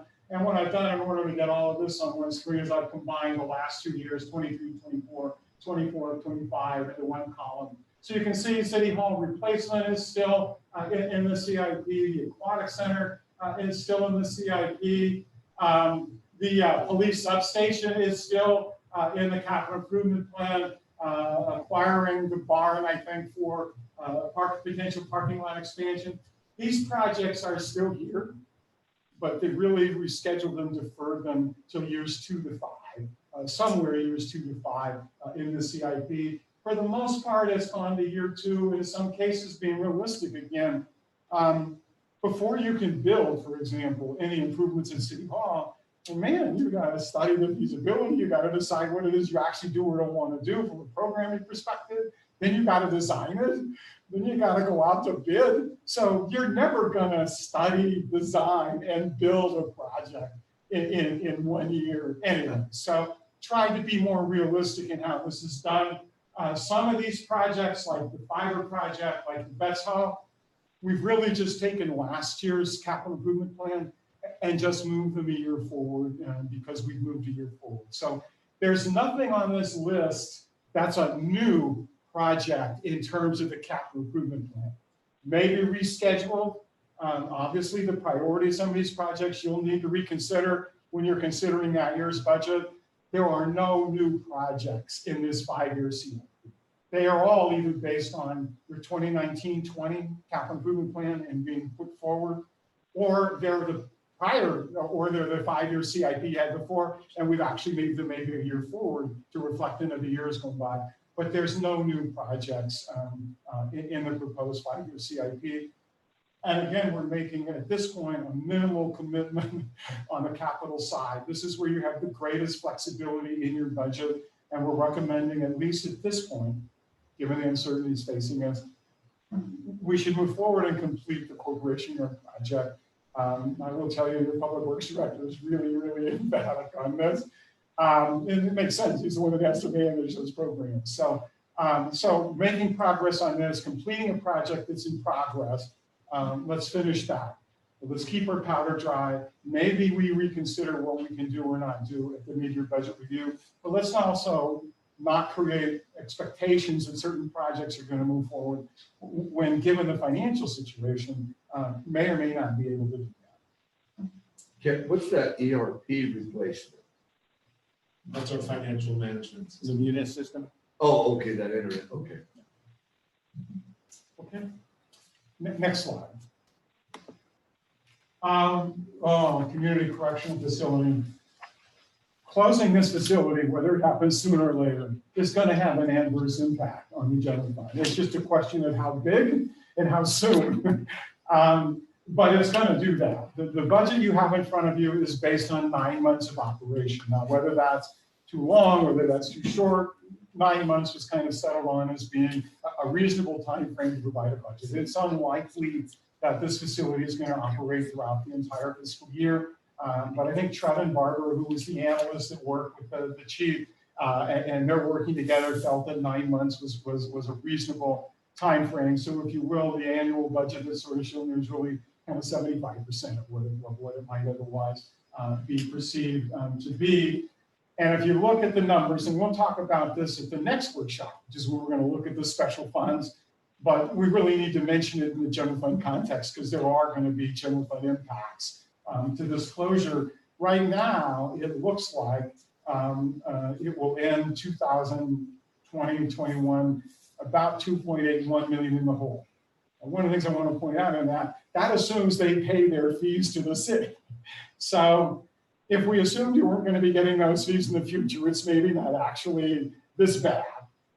But because we're hopeful the state will mitigate these impacts, well, we don't want to help the mitigation by not paying ourselves the fees we think that we're owed and we're entitled to. So let's not pre-mitigate it for them. But nonetheless, that's real. There will be some kind of impact. And again, this is another good example, whether it's available for loan to other funds, whether it's maybe in the State Board of Equalization petition that's overstated. Maybe it's just the fact that the unassigned balance is greater than the target. But the general fund budget has assigned its reserves for this. So we haven't ignored it, but we need to see what kind of mitigation we can get from the state. But we have assigned a portion of the general fund balance. We set money aside, if you will, in case it's this bad. So we know we're losing that. Yeah, so we have savings that can mitigate this if we need to. And that's what I said. So we have this funding set aside. And again, well, I think we'll have a better idea of what the impact is once at mid-year, when we can see how things have unfolded, when we can see what kind of mitigation we have or haven't gotten from the state. We're going to see when this facility is or isn't going to close. But we've done, given the uncertain nature of this, which is really independent of COVID-19, given the uncertain nature of this, hope to get state mitigation, but we have set funds aside in case this is how it unfolds. Just really quick, Mayor and Council, as we were preparing, so I don't want the 9 month number in there to count you off guard. I know that we've had separate and other discussions related to the facility. So as we were preparing the budget, we're also on a parallel track having these other side conversations. So for purposes of the budget, we use this number. But as I said, we've made progress on the other related to the facility in our discussions with the state. And next Tuesday in closed session, I'll be having an update to you that more concisely starts bringing in this number, shorter time frame in terms of the closure time frame for the facility. So this was pre those discussions and the progress we made with the state. We made progress on that other track, which would ultimately change what you're seeing up here. And with that, like I said, Tuesday night will be another update for you on that matter. Next slide, please. And then you have two other enterprise funds, which again, normally I wouldn't be talking about when we're talking about the general fund, but they have general fund impacts and they have general fund considerations. Not new news here. The fact that you've had negative fund balances in the telecommunications fund and in your rail funds, that's been highlighted in a number of years going back. There's been money set aside in the general fund balance to recognize this. And these are, if you will, two of your more entrepreneurial funds in order to benefit really your industrial park, business park development, by providing rail access and by providing better internet technology access, fiber access. But the balance in these funds have been growing, and not new news, but they've been growing over the past several years. And so at the end of 2021, we think the telecommunications fund will have a negative fund balance of about $688,000, and the rail fund will have a negative fund balance of about $1.2 million. Again, funds have been set aside and designated in the general fund for this. So it's not a new hit. It's funding that is set aside in the general fund. But this has been going on now for a while. And these are enterprise funds. They're supposed to be self-sustaining. They're not supposed to require a general fund subsidy from the general fund.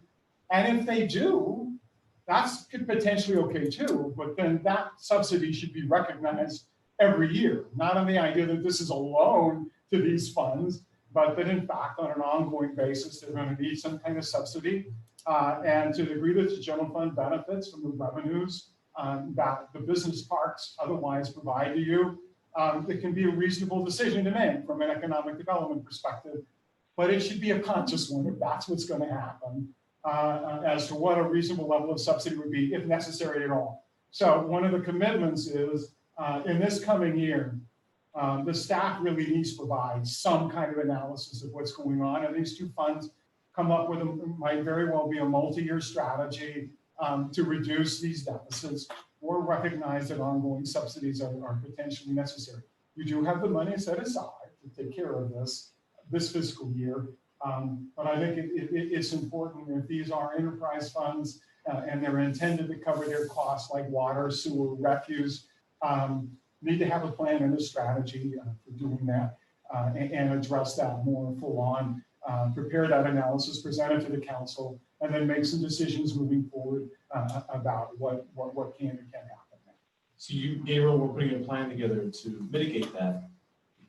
We'll be analyzing that further and coming back to you with a plan to mitigate that. Who is your lead on those projects? Well, that would be the new finance director when they're hired and they come on board, is to look at how this has the impact and to put a plan together on how to best mitigate that, working with some of the other staff, probably our public works director, our business development director, in terms of, and our IT direct manager as well. So your goal is to find a finance means to mitigate it, not to find a business means to put a business there to actually mitigate it. Well, putting a business in will generate the finance means. So I'm looking at as the financial piece of it primarily.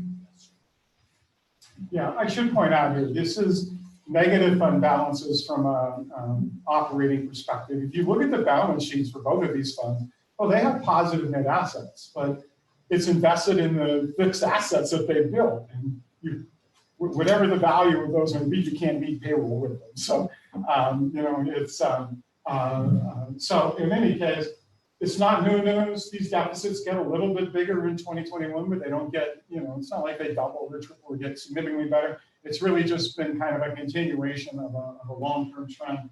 Again, some report will be forthcoming in 2021, really more forthrightly addressing this issue. So to the degree you have three funds right now that look like they're going to have negative fund balances, whether it's the correctional facility, whether it's the rail fund, whether it's the telecommunications fund, those issues will get resolved in the coming year.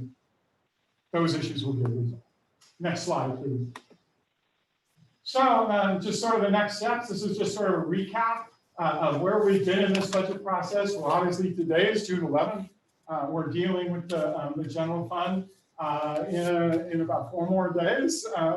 Next Monday, we'll be dealing with the special and the enterprise fund, sort of got, at least for 3 of them, we already got kind of a look at them, of their issues. Then our hope is on June 23rd, the council will be in a position where you feel that that whatever questions you have been answered, you're comfortable that you can adopt the budget. That's scheduled for June 23rd. In the hopefully unlikely circumstance that that's not the case, we have tentatively scheduled June 30th as if necessary. Your charter does, looks to you to adopt the budget by June 30th. So we will be able to meet that charter requirement if necessary. But my hope is come June 23rd, you'll have any questions answered and you'll be ready to adopt the budget. And I think the best slide, and that concludes the presentation. If you have any answer any questions you may have about the preliminary budget preparation process in general, or the focus on the general fund. Just really quick, Council, if I may, what you just heard is, hopefully in your minds as well, is that the status quo budget is consistent with your direction in the 3 key areas, and that was to hold the line for the the COVID-19 economic recovery period with so many uncertainties as we've heard, and we continue to hear, to maintain levels of service. No reductions to level of services, but to continue to provide our community with what they expect in terms of those service levels. 3, show the CIP projects that have not already been started, just simply defer them. And all of the entire budget document also is consistent with your strategic goals of maintaining fiscal sustainability, not only during the economic recovery period, but long term. And I think this is a very prudent policy document that meets that goal, as well as public safety. Again, with the exception of only 2 positions, we're not, contrary to what's being talked at the national level, proposing defund any services or reallocate funding of that. And of course, looking at employee wellness to make sure that as we go into the economic recovery, we too, organizationally and operational level, maintain the service level. So it's important to make sure that we're taking those precautions with our employees. So again, status quo budget, fiscal sustainability, no reduction of services, maintaining service levels. And I think it shows that you're being very prudent in the manner in which you're considering our expenditures, particularly for the general fund, which is the main funding source for all of the services we provide, with the exception of our enterprise funds and special revenue. But your general fund is that main pot of money that you go that fund. So again, Bill and I are available for any particular questions you have, but I just wanted to close out by making the comments that this is consistent with the direction you've given Bill. A very compressed timeline, and may not have felt like you gave me a lot of direction on the budget, but I heard you loud and clear on the high level policy direction that you want for this budget. And I hope that what you've heard, which in the document, is consistent with the direction you have given. So any questions you may have, Bill and I are both available. And our directors are on the phone as well. If you have any particular questions specific to an individual department, as it relates to expenditures and what's being planned, our directors are available for specific questions. I do have a question. It's on page 4, and it's the general fund summary. And it shows in our last 2 months here, because the actual amount for 2019-20 on this project and expenditures. It's 1,000,001, and then in 2 months it shows that we're going to go to 15,500. Correct? 16,500. What are the projects that are coming in that's going to amount to that much money? Why is that so much? Page 4. So the staff report. No. So in the budget handbook, page 4 under projects, 2019-2020 to come back to 1.1 million. And then you're talking the 2019-2020 projected, Kathy? Yeah, At 16.4 million. right. What is it that jumps so much in these 2 months? Same question.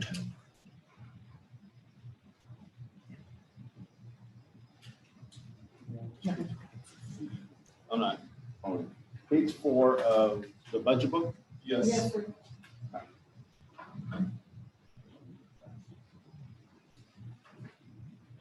And what's the question? It's under expenditures.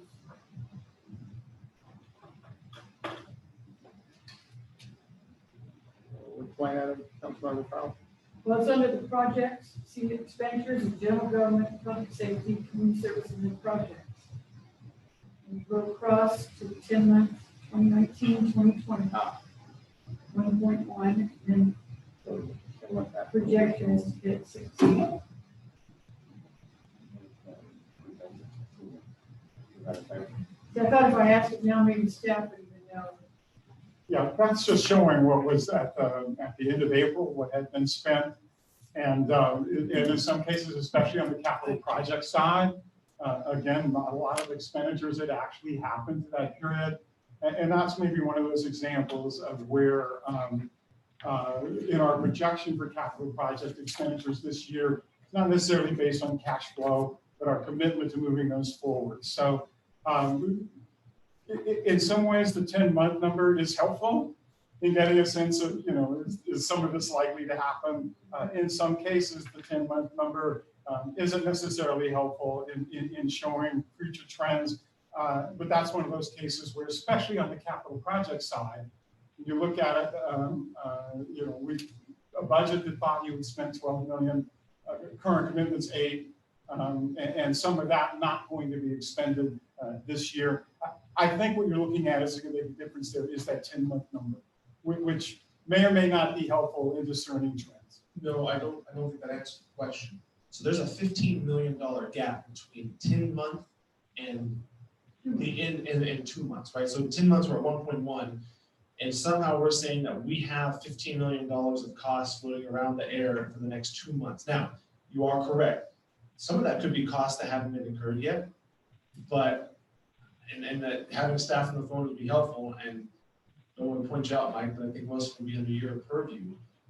Where's $15 million coming from?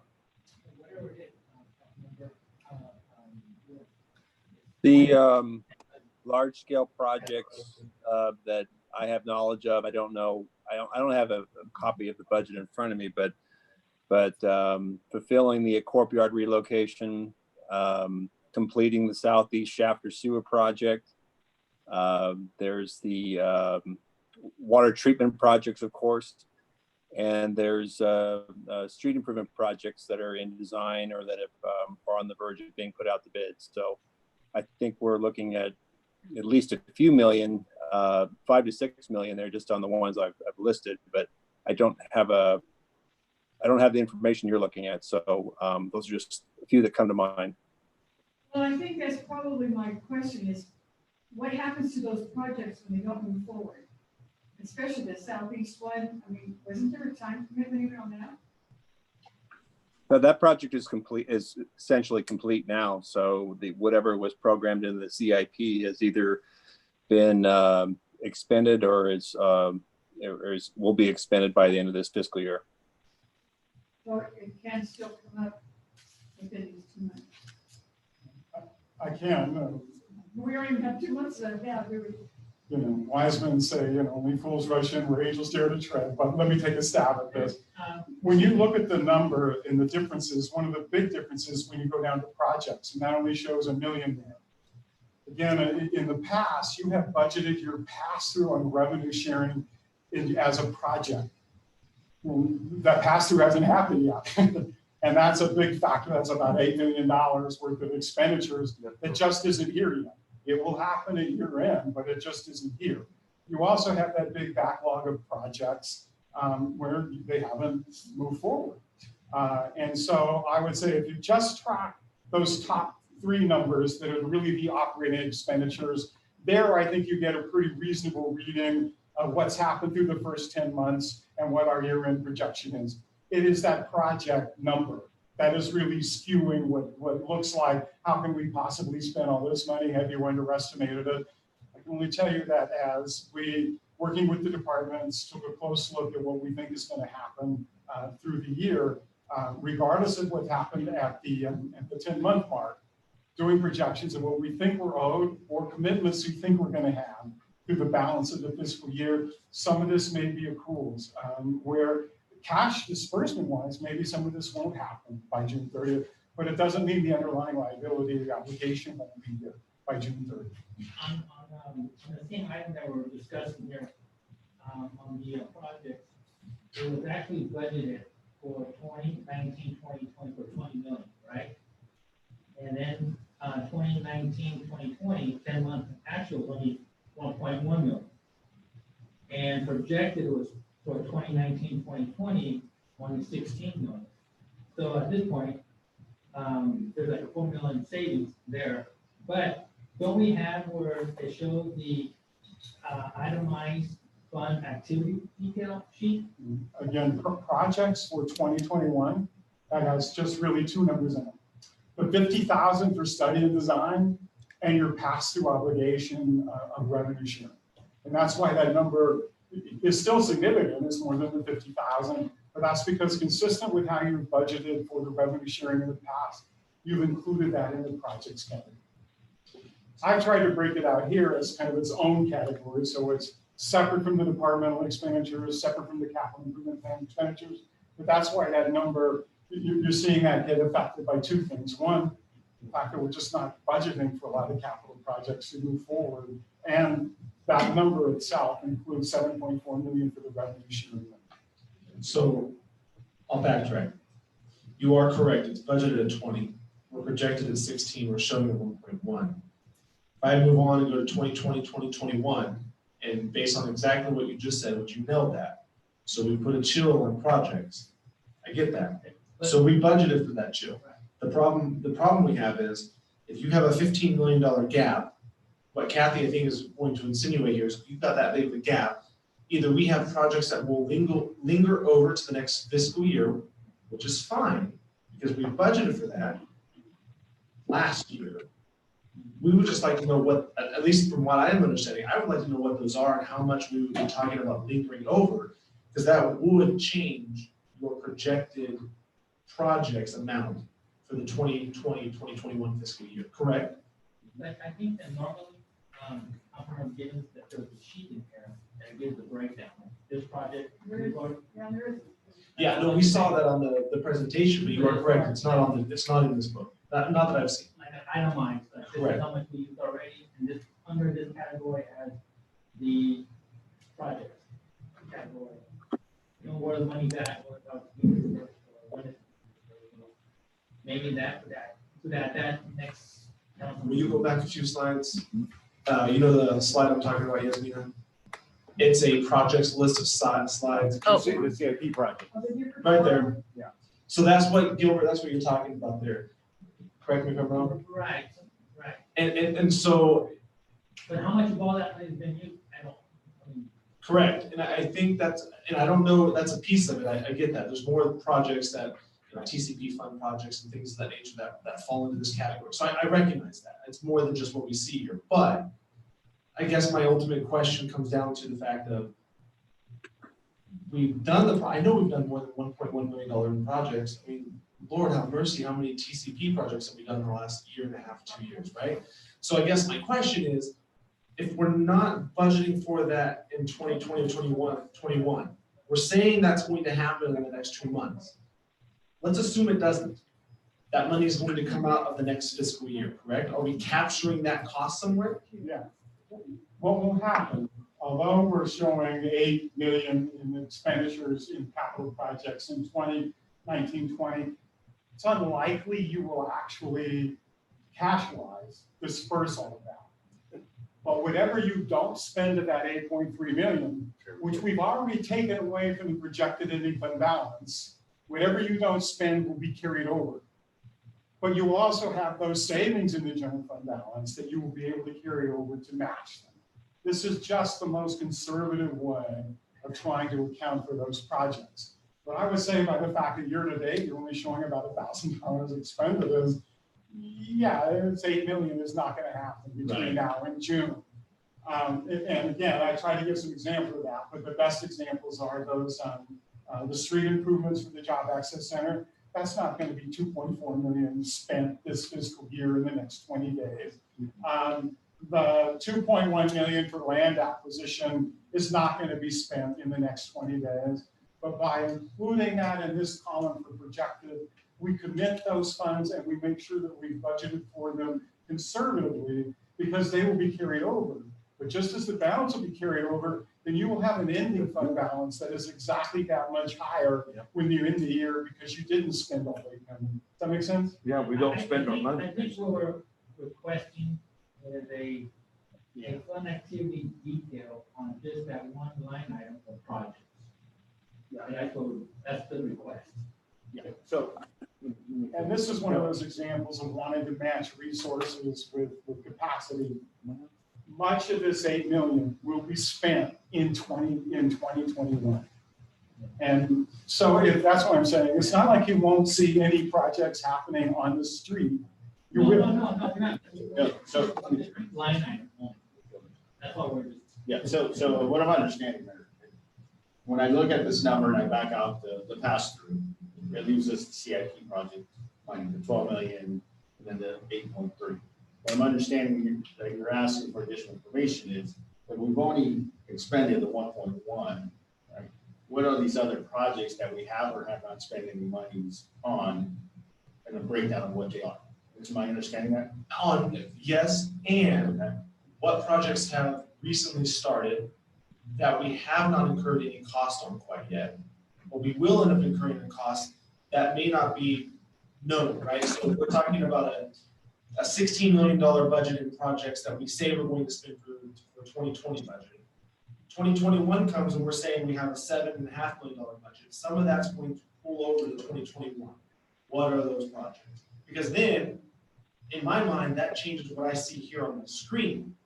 I'm not going to spend that money here because I've had to pull money in from a past year to cover for a budget that I didn't budget. So I just like to know what that rollover is going to be. And you're right, yeah, some type of because again, I understand that this project list, okay, so we have a CIP projects list, right? It's the wish list, if you will, from us. What do we really want to see? But then we have a whole other list that Mike works on, which is the TCP and the wells and what we're doing inside of that. We have street improvements and ADA improvements and business corridor improvements, things that we're doing that are also captured in that project. I understand that that comes out of different funding sources as well, but it's still a cost that we need to account for something. So the breakdown, and then more of a status update of where each of these projects are, right? To include this, where they are in terms of the planning, design, construction, or closeout, and what monies have been spent, what monies remain to be spent, and what are we going to carry over? Did I capture that? Especially the general fund. Yes, that's what I'm taking it from, the general fund, and that's what we're talking specifically. Yeah. Okay. I would be fine with that. I mean, there's. Well, I think we would have that information. I'm sorry to interrupt. No, you are correct. Yeah, I believe we do have that information. Okay. At least I can know. Just that one line item of project. I think it's because we don't ever spend everything we don't spend, so it carries over and it confuses everybody, you know. But at the end of the day, I mean, we have 8 million left from last year, 8 million from the year before. We want to know what the project Oh. Okay. It goes up to $15 million. Well, we're only gonna do 8 million worth though, just so you know.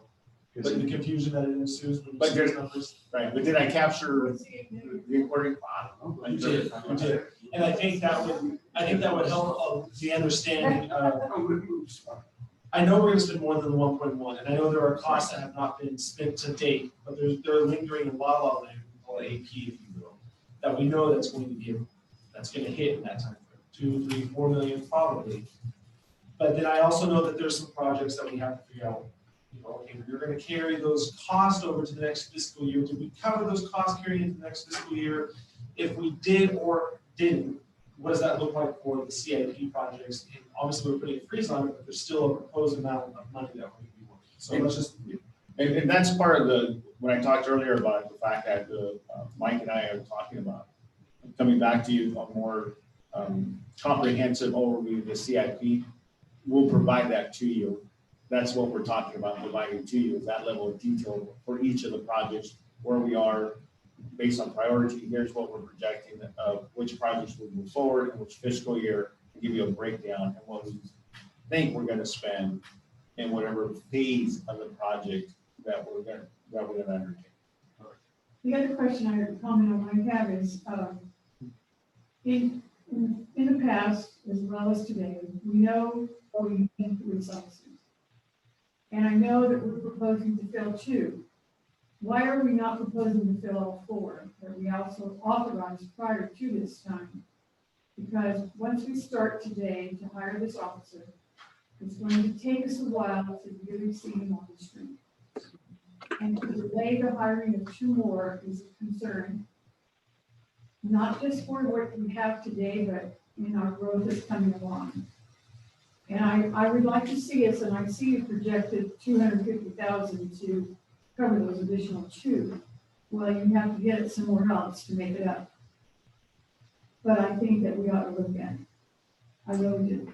So this is our analysis, our recommendation to you. I understand. No, that's what I'm saying. So you now as a council can have discussion, and if you decide that we dip into reserves in order to fund these 2 positions. Well, I'm not saying reserve. You can take it from something else that's already on here and expenditure it some other way. I mean, I could look through there and find out something maybe that I'd like to take it out of. But I think if you have that option, you can come back to us and say, we're gonna take 250 here and not take it from reserves. I So mean, everybody knows that we're having to cut back, you know.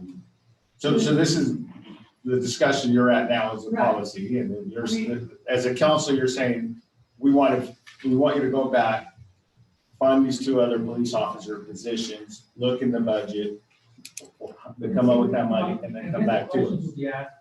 I mean, there's a lot of questions that we can ask. 1, 2 couple, one right now, we're short 4, right? To fill the gap. We're not sure, they're just vacant, we've not hired for whatever, we've been recruiting. No, we had added 4 just a few months back.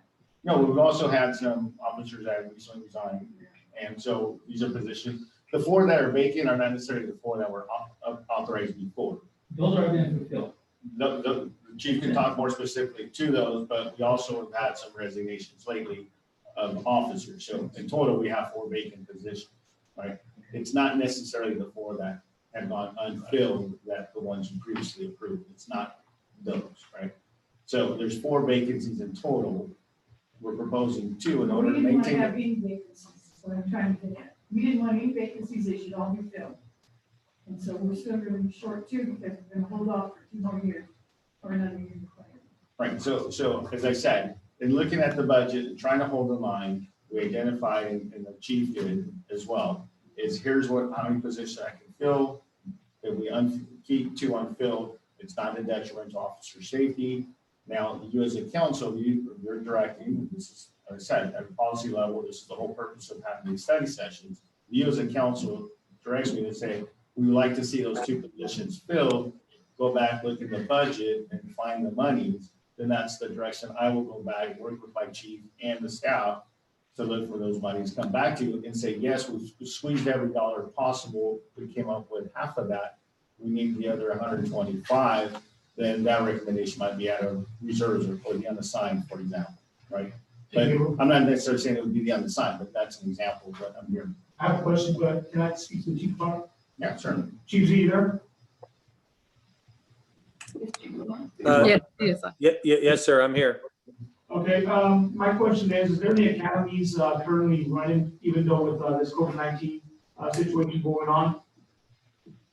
I believe there is an academy going on right now, but academies, they go in like 6-month spurts. So this is a fairly new academy, as I understand it. So there should be another one at the end of the summer. But I believe I would be able to fill most of those positions with laterals. Okay, So with that said, chief, sorry about that. no, go ahead. That was one of the questions. Would it be easier to go lateral or go through a trainee? Now, cost savings, is it cheaper to go trainee or get lateral? Well, trainee is always going to be less because they're starting at a lower scale. So Or is the it- salary. what's, I guess the need would be what, more laterals because of the experience, or are we lacking? Yeah, Chief Z, you can attest to that it's gonna cost a lot more. The testing, backgrounds, the time spent on, and then sending the Is that correct, Chief? Yes, sir, that's correct. We would save ourselves about, I'm going to guess about 8 months of training time by hiring the laterals. Okay, my personal recommendation for Gable and Chief Z, if you guys can look at it and see if it's feasible to fill these vacancies. By the time we hire them and get them on the streets, well, I think it's gonna be quite a few months anyways, so we find the right candidates. If you can't make it work, I would like to see. Yes, So sir. what I'm understanding is the two that are budgeted, keep those and look for the budget, the other two within the existing budget figures that we present. That's what I'm- And also with this note that we're talking about, and more updates to the police department, that wasn't quite, didn't really know that we were for, so. Update well. Well, as far as the officers, needing more officers, I think we already had filled all the seats. Yeah, like the chief said, there's been some resignations Right. and departures here recently. I didn't know about that. I thought we already had all positions. Report that we're lacking four, and hiring one, hire two. So maybe just more updates of the police department in a sense, doing, you know. What I'm understanding is you like to get a separate report on the staffing levels in terms of the positions that have been filled and then show any vacancies due to resignations or people leaving employment.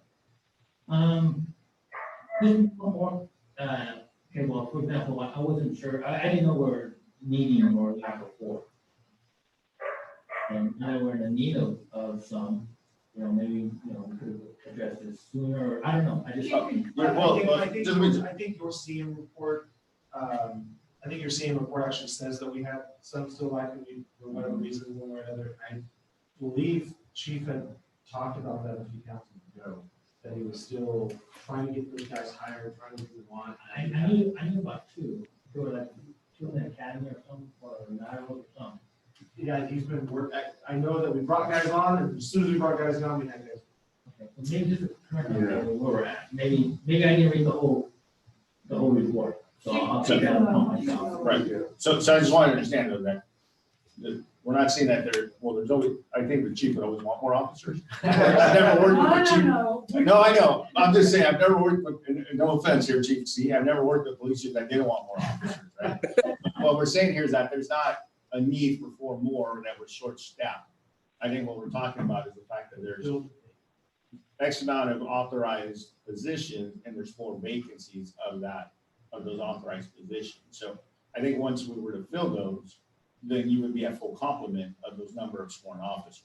Yeah. But in the law enforcement world, there's always going to be vacancies. There's typically anywhere between a 5 to 10% vacancy rate, simply due because either officers are injured or officers go to other agencies, especially when going from smaller agencies to a bigger agency, or they relocate, whatever the case may be. You know, you always carry a certain percentage of vacancies in law enforcement. I've never worked in the law enforcement with the law enforcement department. I never carried a certain percentage of vacancies just as normal part of business. It's just the nature of what they do. But the complement is the 4. We're not saying there's an additional need. It's just a matter of refilling those 4 No, positions. we don't want to add just to fill the vacancies. That's Right. right. And right now, I mean, as far as stats, and even the news, we're doing very well. We're doing very well, we're in the community and being safe. And that's attributed to officers, Chief Z, and even our community itself. We're doing great compared to neighboring communities. And we want to keep that level of safety. And maybe with your indulgence, Mayor, also, I can have Chief Z talk a little bit about the staffing levels and his efforts of filling those positions, but the experience he's had with the resignation of some officers in the last few months. So Chief, can you talk a little bit about that, those staffing levels? Yes, sir, I can. Honorable Mayor, members of the council, with law enforcement recruiting, it's sometimes seems like 2 steps forward and 3 steps back. Just last month, I had an experienced officer resign, not to go to another agency, but to switch professions. But I can tell you that I have 4 people in the background process right now. We've given a conditional offer to somebody that I won't name, but he's coming from another agency. He's an experienced patrol officer, and we have 3 others in the background process as we speak. And I think that speaks to what Kathy was saying is, if we only fill 2 and leave 2 vacant, then we have this conversation next year, we'll be talking about 6 vacancies, right? And that, I don't want to not have that trying to be filled, because that is just a rotation that continually We've gone happens. through this already in the last year. Correct. And then we ended up having to try to backfill, I don't know how many people you had to hire last year, chief, but you ended up having to backfill more just because we put a freeze in the nursery. And you can probably find that money sitting inside of the loans available to other firms. Yeah. Yeah, so we're asking Gabriel and Chief, just take a look at it and then fill us in on what we can do with those things. Well, I think that's why you have us as staff to take their direction, and appreciate the help by both of you. But I think we have very competent directors and myself that and budget experts that we could definitely find money like Well, just at the end of the day, here, we're talking about just get the 4, right? So of all the proposed chill, just to be clear, that what I'm understanding is you're fine with all the other ones, but of the 2 police officer positions that we propose to chill, that you do not wish to chill those, you want to continue to move forward and budget for the 4 positions. Without the general fund, right? No, Reserve. not without taking from us the unassigned, but taking from the existing budget figure. Yeah, I just wanted to reiterate, so we're clear for the record as well. So. Are we budgeting any professional services for administrative services right now? I'll be having a council update here in terms of that. I did an informal recruitment. I do have a candidate in background. And so I didn't go through a headhunter firm or anything like that. That's what I was saying. It was more informal, like we've done in some instances, I understand, to fill certain key positions. We don't have any other positions coming vacant within the next year. We have our planning director who's has announced his retirement. Wayne, I'm not saying anything here that you haven't already made public. I didn't want to say it, just in case, you know. Yeah, no, he has given me his 1 year notice that he plans to retire May of 2021. I'm jealous of him. I'm still 5 years away. But I will be planning for that. I think he and I have talked about doing some succession planning and maybe possibly hiring a director prior to his departure if it allows in the budget. So that isn't, that was gonna be my question. No, at mid-year, I'll look and see where we are in terms of the financial piece in terms of, so your question of, am I budgeting to hire a planning director prior to departure? No, because that would increase the budget. But at mid-year, looking at the budget, my goal would be to at least have a month or 2 overlap. Typically, most cities won't hire a director or fill a position until the person leaves, right? We're very untypical. No, I know. Right, Bill? Very untypical. But if that's something that, you know, I took a very conservative, bottom line, it's a very conservative approach. I recognize there is some succession planning. At the time that we started preparing the budget, I had not been notified by the planning director that he intended to retire. So by the time he notified me, I was too far into the budget, given the 4 weeks that we had to prepare to start making any last minute modifications to it. So as of right now, the way it's proposed is no additional funding for any succession planning for the planning director who intends to retire May of 2021. Will you I'm just, assuming that 21. will you just, at least informally, give us a price of what you think that would be if at mid-year we do bring someone in? Yeah. And at the very least, we can sit and talk about that, what that looks like. I would hate to go mid-year, get you an approval and bureaucracy of a municipality and how long it takes to get that moving. And then by the time he's ready to say, hey, goodbye, and you have this quote unquote unsocial potluck, it's too late. We don't have someone to backfill that position quick enough. He's got so much back-end knowledge. Right. And I know he'd still be willing to share that even after the fact. I would just not want to go after the fact. I would love him to download that knowledge into people. So do you propose some that to do with the police officers from the from the budget, from the general fund, but not from the unassigned category? Yeah, I don't know if we're down that road yet. Yeah. I think if it's an informal, hey, it costs us X amount of dollars, it's something we can start mid-year, and you and Wayne can work through whatever that looks like, if Wayne feels he can download something in a 2-month span, and you think you can get someone in a 2-month span, then mid-year's great, I agree with you, I don't think it's something we jump on now, but I don't think we start having a conversation mid-year, I think we have a conversation now. And I think the reason is if we know of a planning person who can fill those shoes right now, we gotta be looking at them. You can't always just wait. And we've done it with other positions. Yeah. It's important to our program. Many businesses, take the wonderful logistics park, take the Winter Park, any of the major businesses that we have, will tell you, this is an attest to Dennis and Wayne, both of those individuals, they love working with them, they love working with the city, they love working with those departments. They would rather work with anyone here than any of the other municipalities because of how quick they are to respond and how well they work. And I don't want to lose that effort. You can definitely come back. She'll know. A couple things I'd like to just throw out there a little bit. I've always liked to see people grow within our department, but these are your calls.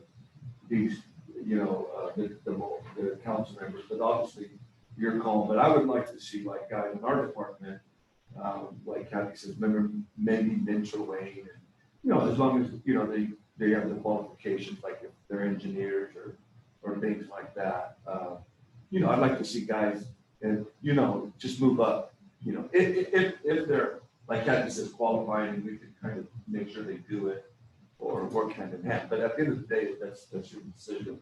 And then the next one I was going to ask, and this could be hard, I don't know, and maybe people like Bill he doesn't want to do this next year, but is it difficult for you to, do some cities, does every city have a finance guy? Or can you contract a gentleman out like all the time? Or is that hard on you as well? Basically, I'm wondering, you know what I mean? I'm asking you to do a lot. Is that something you've ever seen this way?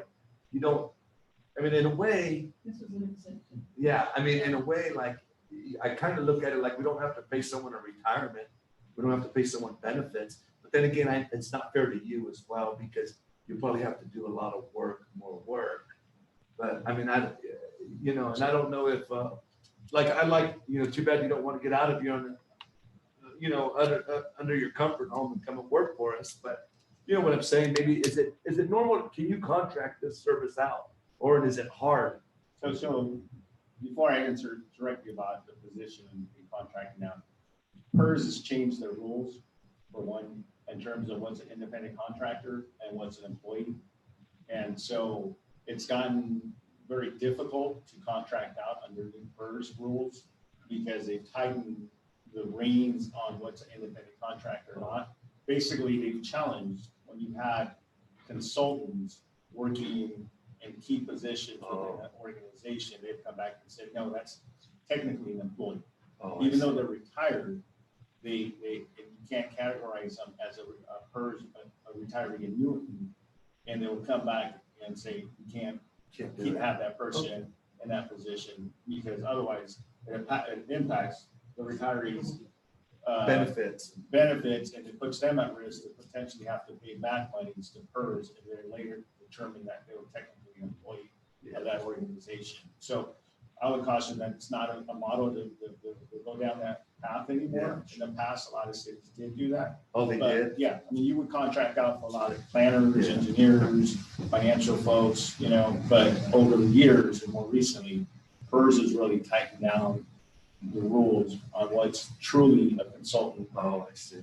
Especially with retiree annuities, because what's happening, a lot of retiree annuities will retire and then go back and then fulfill that same position as a consultant, or come back as extra help, and so that puts the retiree in the city at risk. I got it. Right? There's that, and then two, some key positions, unless you're a very small organization, you might be able to contract out a city engineer, city attorney, like we do here, a planner, But I would say that a finance director, you definitely want to have in-house. Yeah. Okay, that's not, because you contract out an auditor, you contract out other type of specialized financial component, but having an in-house financial director is key to the organization.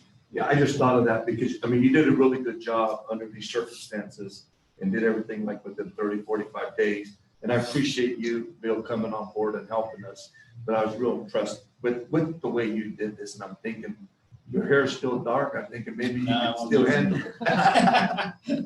But just one other note, it's part of my 90, well, my name will be about 110 day report. I'll be coming back to council as part of my 100 day review with you. And part of that discussion is going to include an organizational assessment and where I see where the organization at and key positions, and the planning director would be one of those positions I'll be talking to you about, as well as some other key positions that I want to have a conversation with you about. So it's an assessment I'm doing of the organization already, what I see as potential gaps within the Councilmember Garcia, that was a good thought, internal promotion. That was a good thought. So, okay. Any other questions? Okay, so we'll come back to you with the follow-up information related to the CIP. Direction also to go ahead and budget for the other 2 police officers and come back to you.